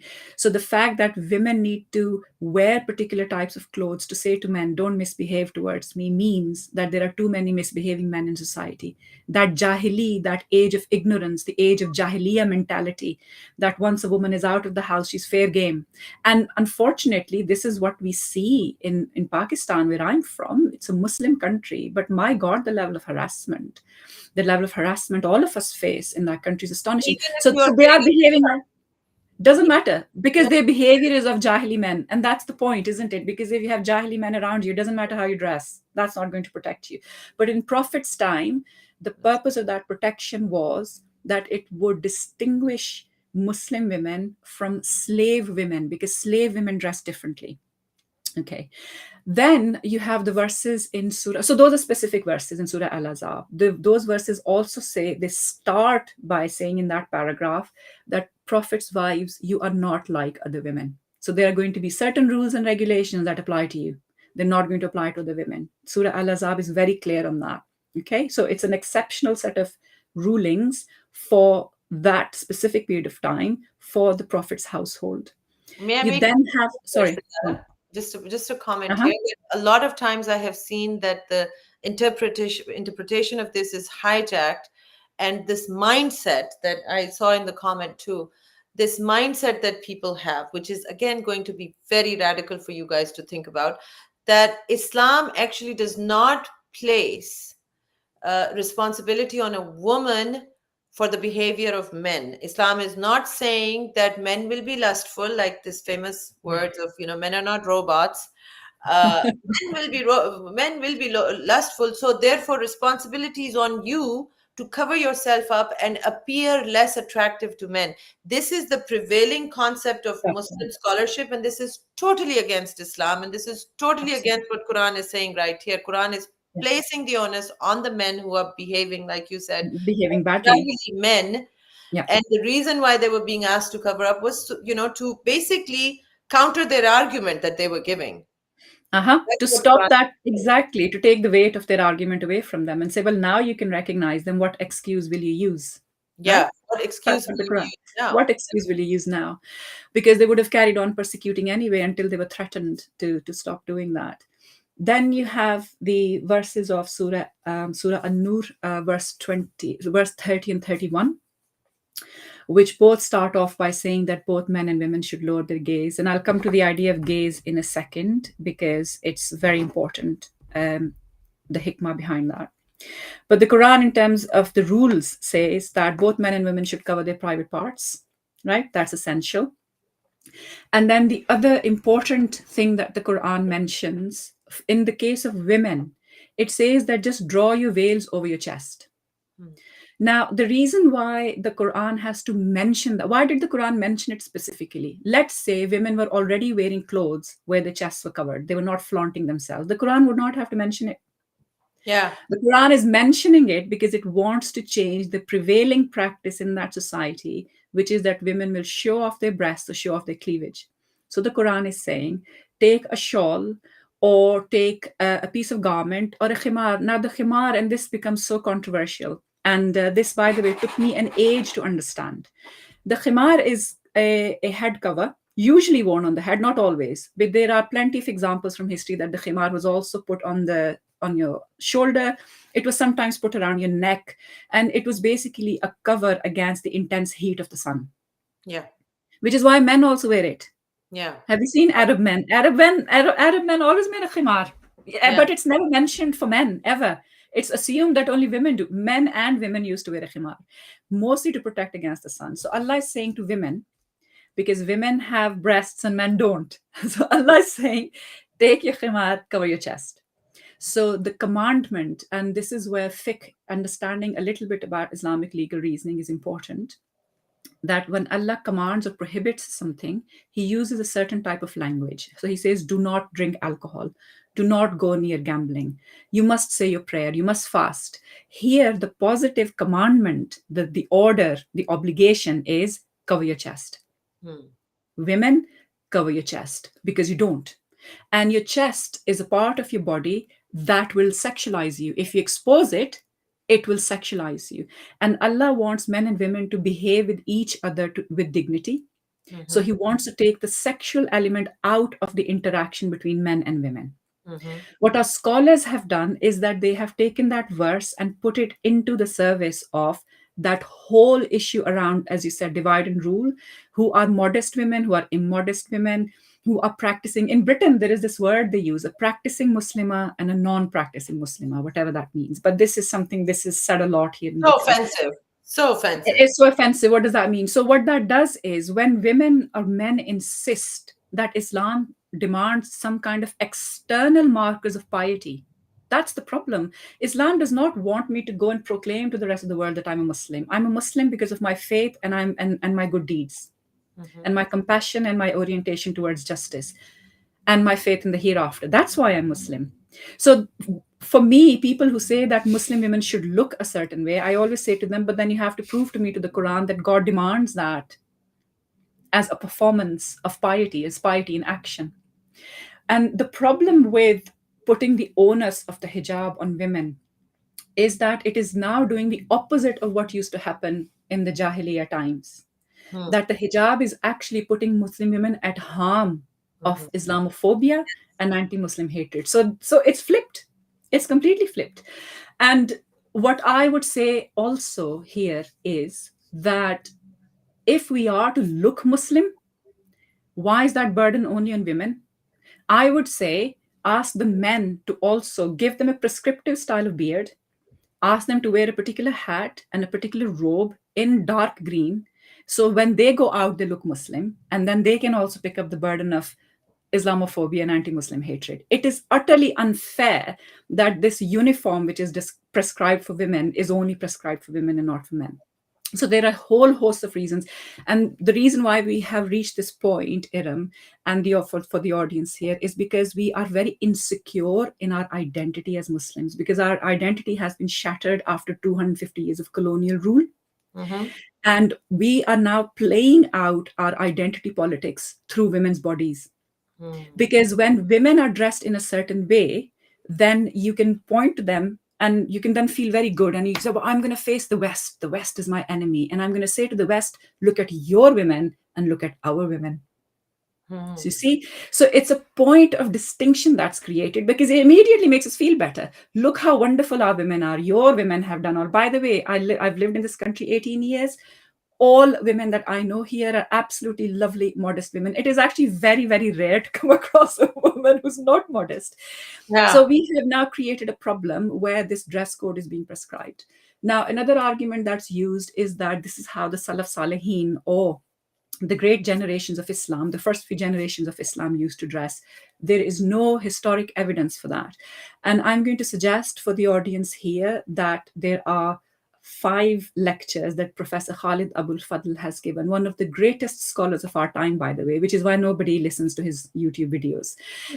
You should definitely download his 5, they're audio lectures, and sometimes the audio can be a bit patchy, but please persist, persist and invest 5 hours of your time into that. He has gone into using historical sources because he's such an amazing scholar. He's got 100,000 books in his own library, and he's got access to rare historical manuscripts.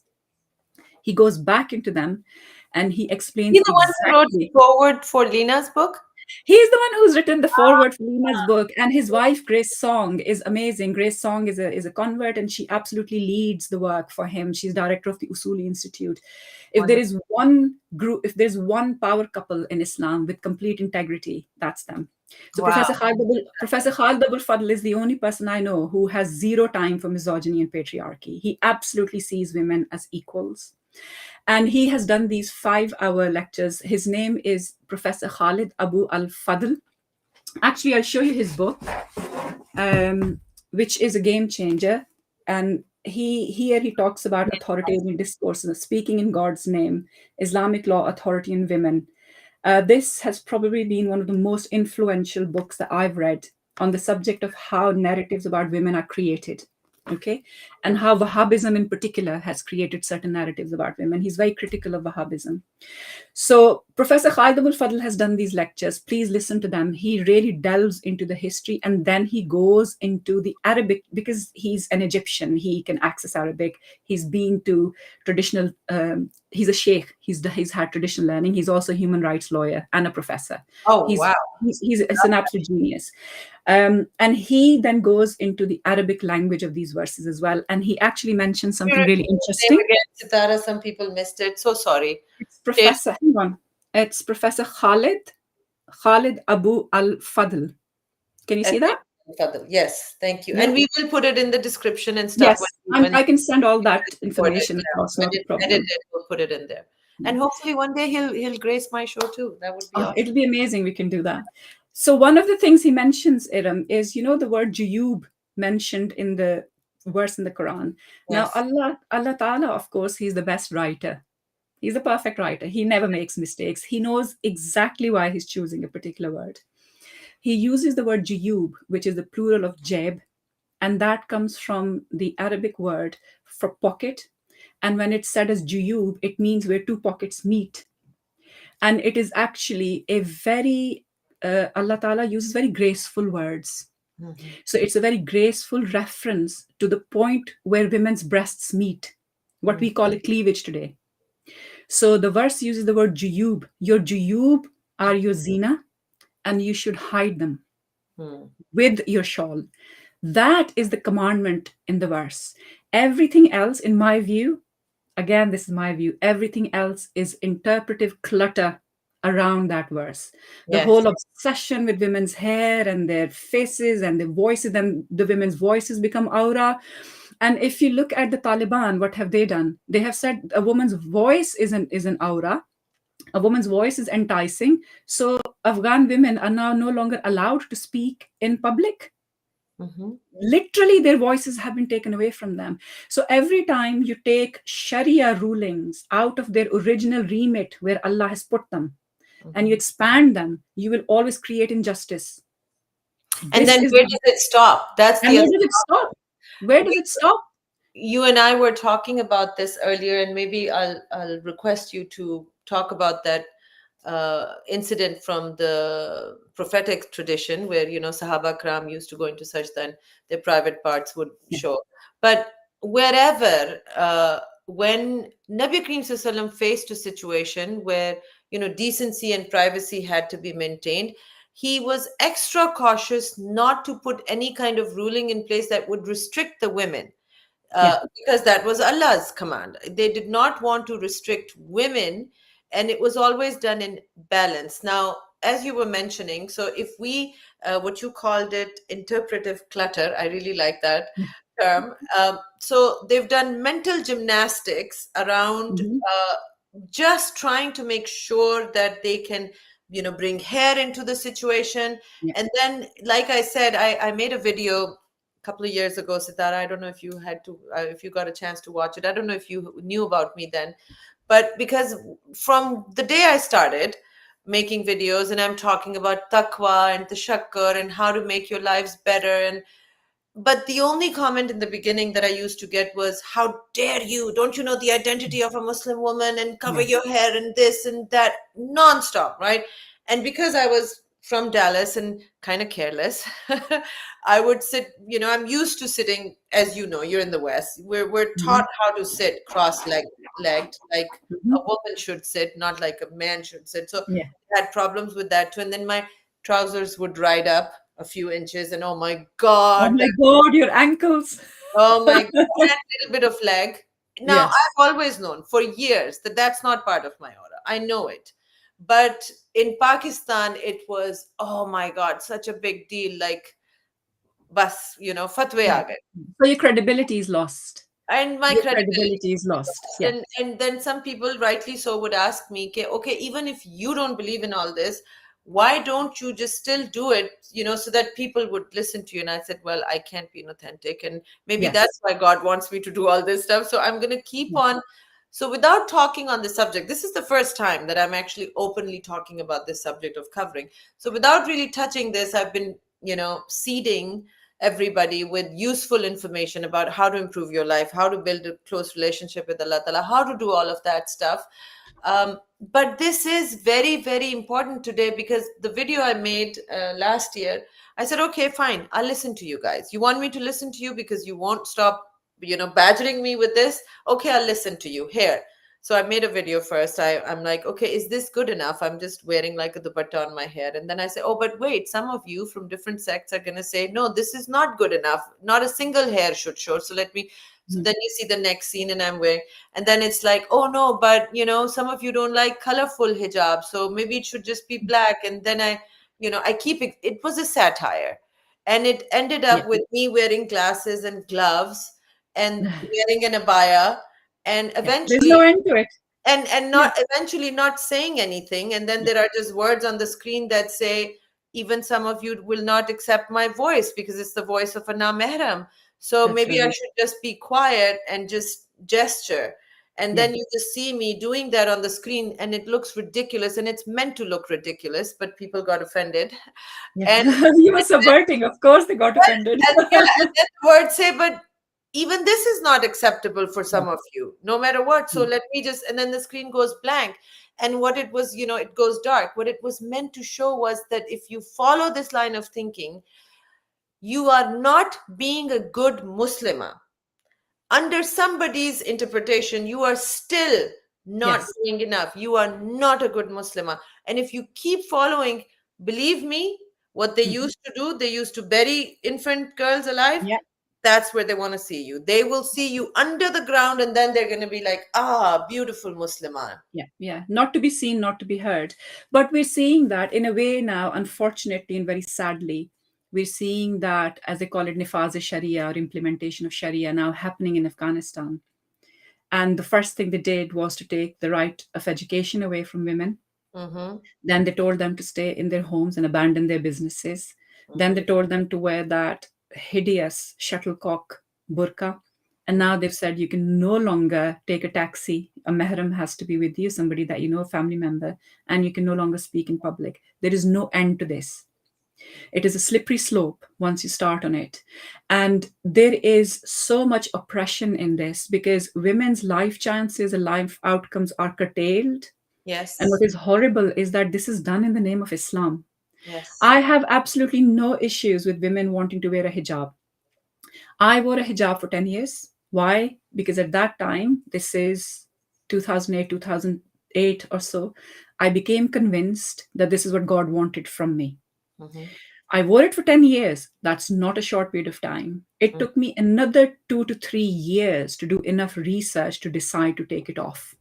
Mm-hmm. And so my positionality on this is very informed on both sides of the argument because I've actually chosen to follow both sides of the argument. But where I stand now is that I firmly believe that the hijab is not mandatory. I think our imaginations have been colonized by a particular version of Islam exported from Saudi Arabia at a particular period in time. They have now changed their views. Suddenly, that Sharia, I always say, oh, the Sharia has changed, has it? Because Yeah, they're before, changing. before women couldn't drive and they had to wear Yeah. these black abayas, and now suddenly the Sharia has changed. Now, the Sharia has not changed. Their opinions about Sharia have changed. And so, what has done is huge damage. And I'll tell you the damage it has done, Iram. One, our young women are so anxious. Why? Because they just feel they're not good enough. No matter how they dress, they're so anxious with their appearance and how Allah will judge them. We've Mhm. put all this massive burden on their shoulders. The second thing If is you that wear it's perfume, taken, let me just mention it quickly. There's so many yeah, no's that you cannot do as a woman. If you wear perfume, you're going to hell. If yeah, you look pretty, you're yeah, going to hell. So some of them, even when they start wearing hijab and then they put makeup on, and yeah, now they've got a higher level of anxiety that, oh my God, this is also bad. exactly. If you have a nice voice or you talk nicely, if you smile, if you, I mean, Oh my God, smiling. I'm going to hell, Iram, because I smile all the time. Well, and Sitara, it's the sunnah of the Prophet Sallallahu Alaihi It Wasallam. is. Yeah. Smiling and doing pehel and doing salam is sunnah of the Prophet. So we as women are not allowed to follow the sunnah. We're going to go to hell for that. So there's Yes. so many things. Oh, and let's not forget, you have to be always and utterly obedient and grateful to your husband, even if he's an abusive man. And guess what? Majority of women are going to hell because they're ungrateful. Like, so you see all this Mm. oppression and rules that women have to follow, and you're constantly scared because it's like, oh my God, if I make this mistake, I'm going to hell. If I make, like, Yeah. I don't even want to get started. Like, um, I just did a video on somebody in America who got a settlement in her divorce, and then she was approached by her family and her in-laws to say, you are going to hell because what you're getting as part of your divorce settlement was not part of your nikah. It is not the meher that was, first of Yeah. all, the meher is totally stupid what women agree to today, because if they understood how meher is supposed to be determined, it's a totally different story. Anyway, so she was told she's going to go to hell if she takes even a penny more in her divorce settlement. So I said, you know what? On the day of judgment, you put me in front of Allah Ta'ala. I'm telling you, you're not going to go to hell. You take every penny from your settlement. Don't do Yeah. this. So there's so Absolutely, many Iram. things that as women, we're like, oh. And Yeah. Sitara, It's here's, suffocating, isn't it, it? it's Because suffocating. the feeling, emotional, so how do you breathe? How do But you you breathe got as to a also, Muslim woman? because I'm talking about educated women. So this Yeah. woman that I'm talking about is a physician. So she's not an idiot. She's a doctor. So so what happens is, and this is something I want to say, I'll take a couple of minutes and then I'm going to let you talk.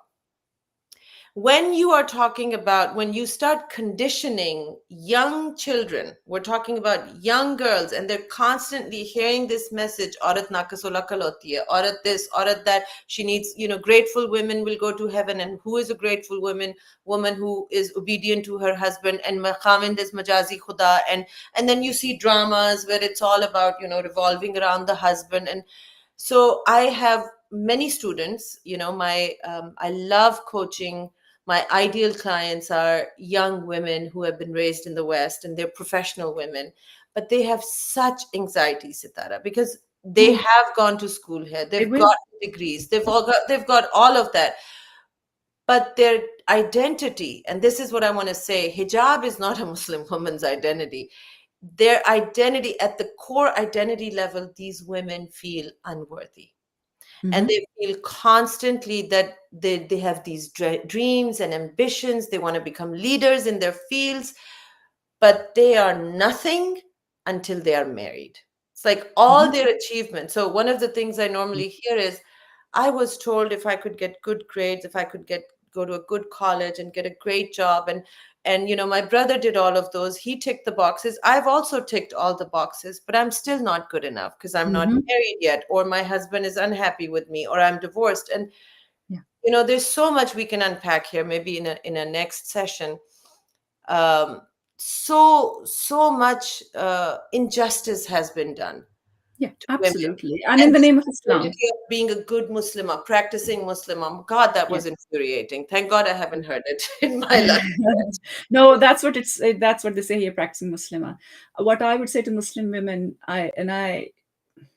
what the obsession with clothing is taking us away from those really high level goals, the high level goals of being a good human being, a compassionate human being, a charitable human being, a financially independent human being who can then do charity with her wages, for example, who can set up institutions. Women who have a great calling, they could become amazing diplomats, they could stop wars. I mean, we're looking at the West centric male leadership model, Hmm. right? What's happening across the planet? The planet's burning. There's no leadership. There's a genocide on. There's no leadership. There are wars across the world. There's ethnic cleansing happening. Where is the leadership? There is a really interesting point made by a lady, I forget her name. She's really high. She's a really high level official in the United Nations. And she says something. She says, where are all the women from the top diplomatic negotiating tables? Put them there, because what women care about is children not dying. Yes. Right? So And women could be global leaders, women could be politicians, women could be opinion leaders, but our Muslim women are sat there feeling unworthy, thinking a strand of my hair is showing, I'm just going to end up in hell. So what this obsession with clothing does is that it takes us away from the really high level goals in our lives, which we can set. And actually only now the historical conditions have become such that we can access education, we can access jobs.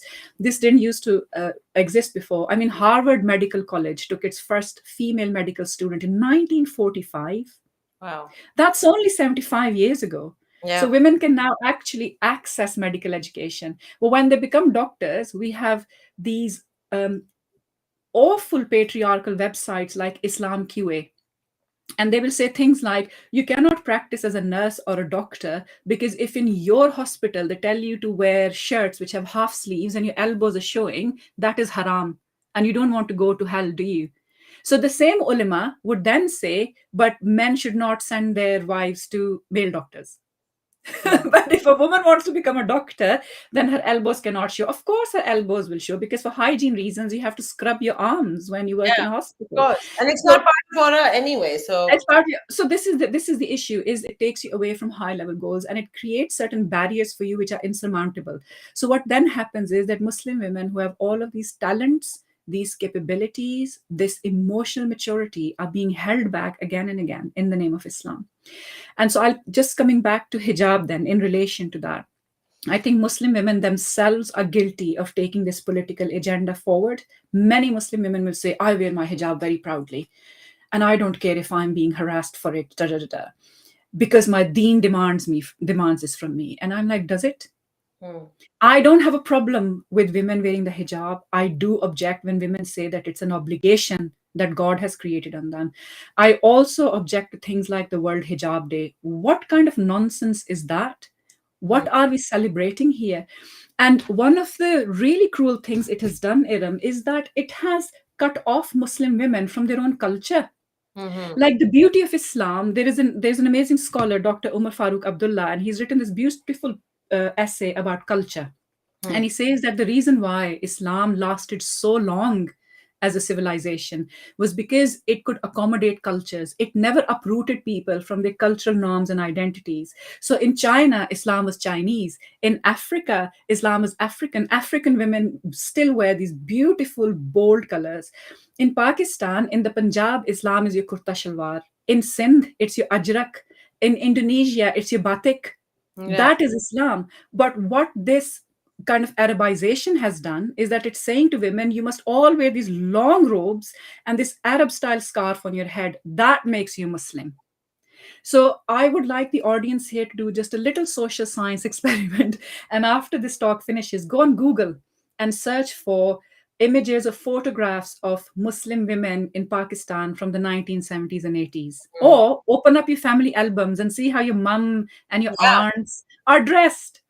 That was our culture. We have been uprooted from that, and so more and more girls are actually, when you become turn to that austerity, that kind of wearing black, those really depressing colors, that really creative person inside you dies. Mm-hmm. So you might have a preference for the color red, but you're going to stop yourself and you're going to force yourself to not wear it. It makes you unhappy internally. So many girls have lost their sense of self and the sense of their cultural identity because they're all wearing this. I mean, it is so sinister now that if you go and look up, if you tell Chat GPT or AI to create an image of a group of Muslim women, that image will have women in an Arab style abaya and a scarf. Yes. No Yes. longer can you see a Pakistani Muslim woman wearing a beautiful embroidered kurta, or as I said, a Sindhi woman wearing an ajrak. Mm-hmm. Why? Because even AI, as it's taking this data in, thinks that a Muslim woman is an Arab woman, is a woman who looks like an As you Arab. said, that's the identity of a Muslim That woman. is the identity for Muslim women. No, be yourself. Just wear what you're comfortable with. The rules of modesty are simple. Nice, Yeah, and dignified why can't clothes, our loose conduct clothes, be our cover identity? your chest. That's it. Yeah. And our conduct should be our identity. That's when they Our use conduct. the comments on my page that the Yeah. identity of a Muslim woman is like, no, I will never let my clothes be my identity. I'm sorry. I would rather have you people look at me and, look at my actions. That needs to Mhm. be my identity. Another Absolutely. thing, I was thinking about another point. There's so much we can unpack on this one subject. Um, yes, and that was by making people conform to a certain way of what I call the taqwa costume. And we see that happening in male men also, the male scholarship, they Oh all yeah. seem to belong Yeah. to the same country. So it's the taqwa costume. And, Noman Ali Khan, I think, is the one who coined the term because he keeps bringing people's attention to that no, there is no taqwa costume in Islam. So what that does is so first of all, I get so many comments on this that it's been, you know, so a lot of women are going to feel, because as soon as they start turning towards Islam, they really want to learn about Islam. They want to have a connection with Allah Ta'ala. And they're constantly being told the first thing you need to do as a Muslim woman to prove your love for Allah is to cover. So cover, cover, cover. So as a woman, especially Pakistani women, they're going to understand that, first of all, they're really dependent on men, their husbands. They must appear attractive to the husband, otherwise all these other women are potential threats. So now Mhm. she's taking herself out of that race by covering, but her husband is now surrounded by, still at work and all those other places where women don't cover. So what happens then, and I've seen this a lot of times, is she's going to secretly start hating all those other women that her potential threats for her, but she now sees herself as less attractive and there's not much she can do about it, so she's just going to hate on all those women. So that creates hatred and Mhm. division. And how is that more taqwa? I have never been able to understand that. So, Sitara, what I would Yeah. love to do, But if I also self-righteousness. Sorry. self-righteousness holier Sorry. than thou, which is we are not allowed to Yeah, and go I think that to. happens when your piety is externalized. When your piety is externalized, it happens. It happens to male scholars as well, who externalize their piety through their robes and their hats and everything. And the same process happens for women when you externalize, not all women, but to some women. I can speak for myself that when I was wearing the hijab, I was incredibly judgmental about other women who were not, because I was telling myself, well, if I can put myself through this and this hardship, because you see, it was against my nature. So I had to suppress myself. So if I can do that, if my faith is strong enough for me to do that, why can't that woman? And Mm. so you become judgmental. And that also, going back to the point you made, it divides us. So rather than us working collaboratively, we're all sat in our rooms judging each other on our clothes. Yeah. Whereas we could actually have higher level shared goals. Let's change the world, I would say. But I rather love than it. changing the world, To change the we're world. worried we're worried about how we look. So that's kind of there's just one very brief point I want to make, and I think that's something we can build on in a later session. I'm conscious that we've spoken for a period of time, is the Quran's mention of the gaze. Now Yes. the gaze is incredibly important, and the Quran mentions it for both men and women. The first thing it does by mentioning the gaze is that it's telling us that both men and women can look at each other in a sexual manner. Mm. Both men and women. Women are sexual beings and men are sexual beings. They're both capable of doing that. Therefore, both have been commanded to lower their gaze. Mm. The second thing is, if the Quran says that you must lower your gaze, then the hikmah behind it is that the Quran is saying that between your thought and your action, there's a choice. Yeah. Yeah. So you look at a person, and after looking at that person, you find them attractive. And then your next thought is to look at them sexually or to imagine something about them. The Quran is saying that is where you stop, which Mm. then means that human beings are capable of doing that, right? Yes, of course. Okay. But what do our scholars do? Our scholars objectify and dehumanize and demean both men and women. Now, men don't understand this, but in our scholars' conception of hijab, the way it's now told us, men are seen as animals, Mm. Exactly. driven by driven by their base instinct. I don't know if anybody's ever seen that photo that was doing the rounds on the internet about 6 or 7 years ago, where there was an unwrapped lollipop and there were flies stuck to it. Mm. And there were scholars saying, oh, look at this amazing image. This explains the beauty of the hijab. If a woman is an unwrapped lollipop, of course she's going to attract flies. And I'm sat here thinking, okay, so you're saying that men are flies? Mm. That they're disgusting base animals, that they can't control their instincts? Men are lovely, lovely people. And most men around us are very, very decent people.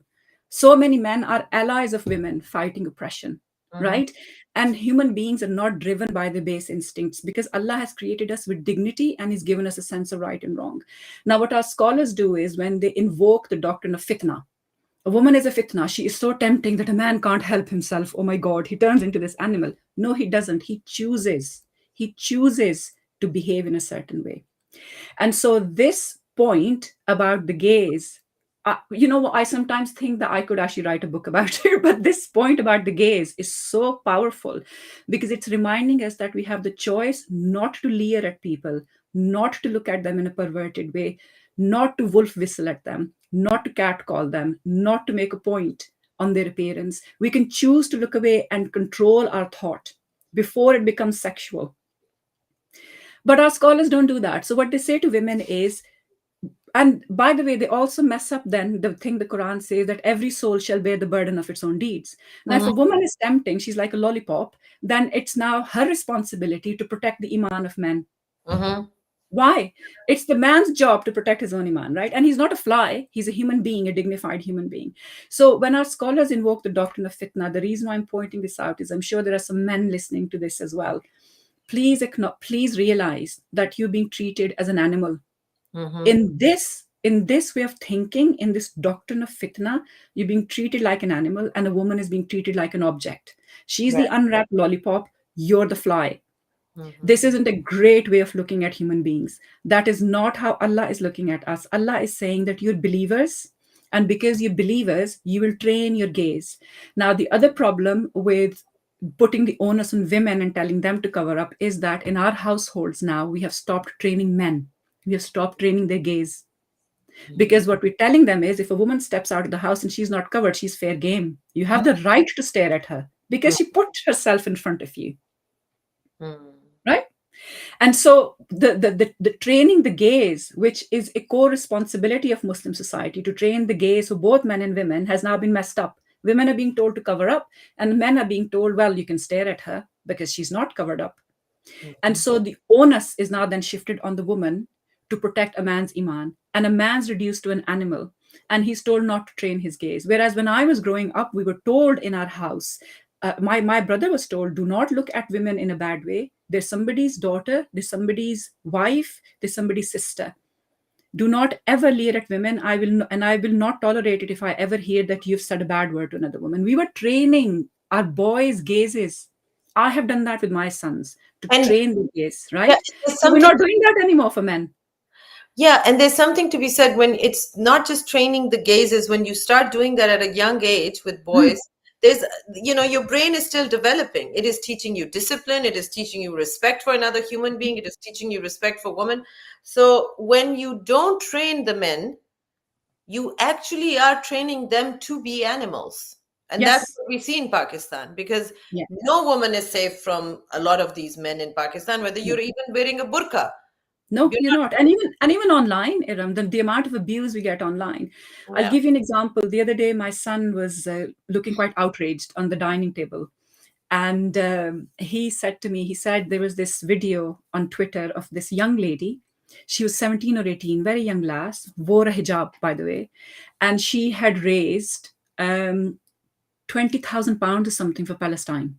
So Wow. she's been doing this fundraising. She's raised huge amounts of money and she wants to raise more money. So she was doing this video. She's wearing a hijab.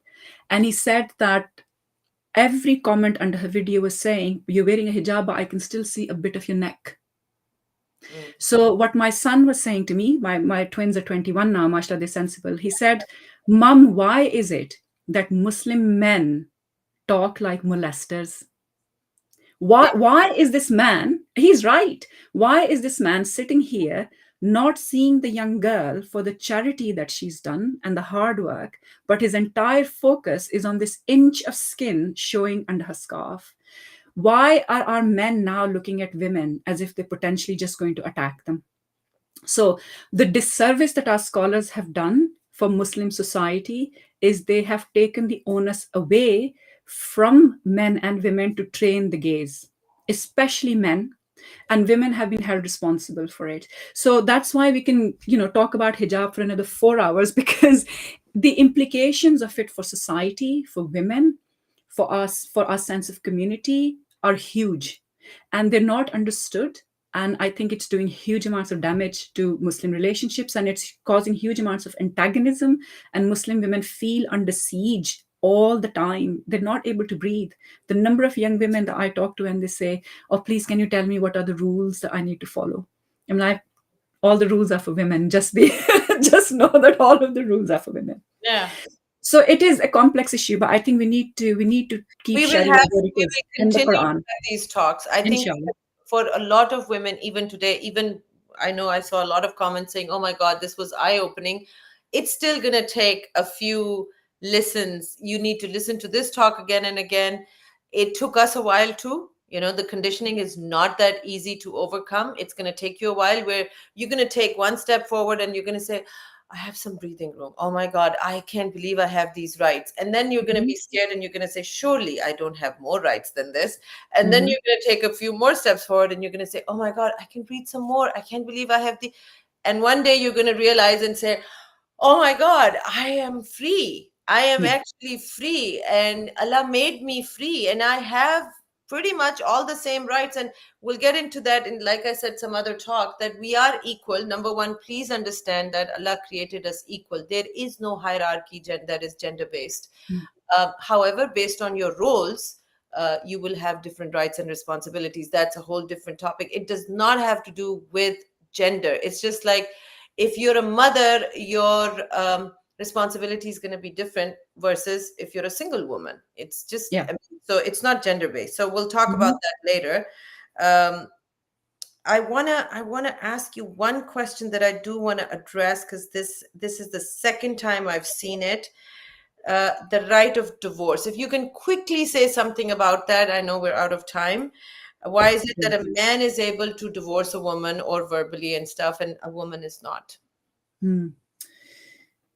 This is very complicated, so I think I'm going to choose not to answer. Then But we'll do what it I next time. we do that separate. But what I will say is that, in my view, and this is where the law needs reform, if going into a marriage requires a formal documented process where rights and responsibilities are addressed, then I think going out of marriage should be the same. I agree. In other words, verbal divorce should be absolutely banned. It should be made legal, illegal. I agree. Divorce should always be in writing, and it must always be done through an arbitration process. I'm just going to say that and park it there. And then, That's inshallah, good. at a That's fine. future Yeah. conversation, And we I can. would just want to add a couple of things to that. That remember what we said earlier in the conversation, that you have to remember the times during which Quran was revealed, and paper was, not available. It wasn't invented. And reading and writing were things that very few people did. So you've got to keep all of that in mind. And now it's very, very simple. Everybody does it. And also remember that certain things were given as suggestions to people, and then we were supposed to build on them as Mhm, societies, as civilizations got modernized. And then another thing I always say is that please do your own research. mhm. Please do not, this is advice from me as an older sister to other women, that always be, when you're listening to different scholars, especially, even female scholars, a lot of them, what they do is, they free thinkers, like what, Sitara is an independent researcher. She doesn't belong to this school or this sect. A lot of what the female scholars do is they regurgitate whatever they've been hearing from other male scholars, which are still part of the patriarchal hijacking. So be very careful about that. Look, there are other independent researchers as well, like Sitara. There are other independent, they're free thinkers. For example, Ghamdi Saab, even, although he also has a certain school of thought, but still, and he's been ostracized for his free thinking. So do your own research. Remember this. This is a great time where we're going to be learning, inshallah, uh, how to, how we will see this reform that's happening in Islam. And the final note that I would like to say, whenever you hear this is one of the favorite things that scholars like to say, "Is pe ijma hai, ummat ka ijma hai, ijma ummat hai." First of all, how did that ijma take place? And then please keep in mind, I said this to a scholar's face last time and he went red. He was not happy to hear it. I said, how can you say ijma ummat when 50% of ummat is women? Where was the female representation in your scholarship? If you didn't have women in that group or whatever, how can it be ijma ummat? So no, I'm No, sorry. it's not. I told Yeah. him I reject your ruling. He was not happy about it. So Yeah, but that's I'm glad you mentioned ijma. We can talk about it, but just to say that ijma is the word used to silence a conversation. It has that word has a political role to play, which is silencing. There is no ijma on anything in Islam, and inshallah we can talk about that. I want to just, if it's okay, Iram, just ask the audience here to. Um, I'm going to use a metaphor. I'm going to use a metaphor to try to imagine this. It's taken me a long time as well to understand this.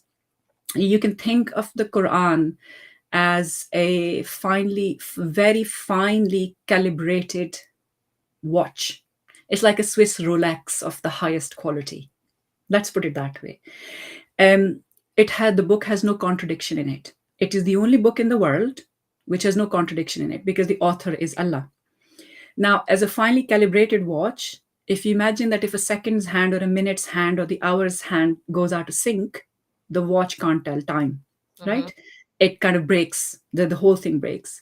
The beauty of the Quran is that the moment you try to put an unjust ruling into it, or you mess about with one verse, the Mm. rest of it stops making sense. Wow. So Wow. think of it like that it's a beautifully, perfectly calibrated mechanism. Mm. It will displace things. I'll give you an example. If the Quran says that marriage, and it defines marriage as a relationship where there is affection, muadda, compassion, rahma, and shura, consultation. Mm. Then, if you start to put wife beating into the Quran, It those other verses go out of sync. Yes. Okay. Now, that intuitive sense of the Quran is really important. Our relationship with the Quran, it will make sense and it will come together nicely. It will be like a watch that works perfectly. It will be calibrated. If you mess around with the seconds hand or the minutes hand, it will just go into this chaos. And remember, it can't, because it's a book without contradiction.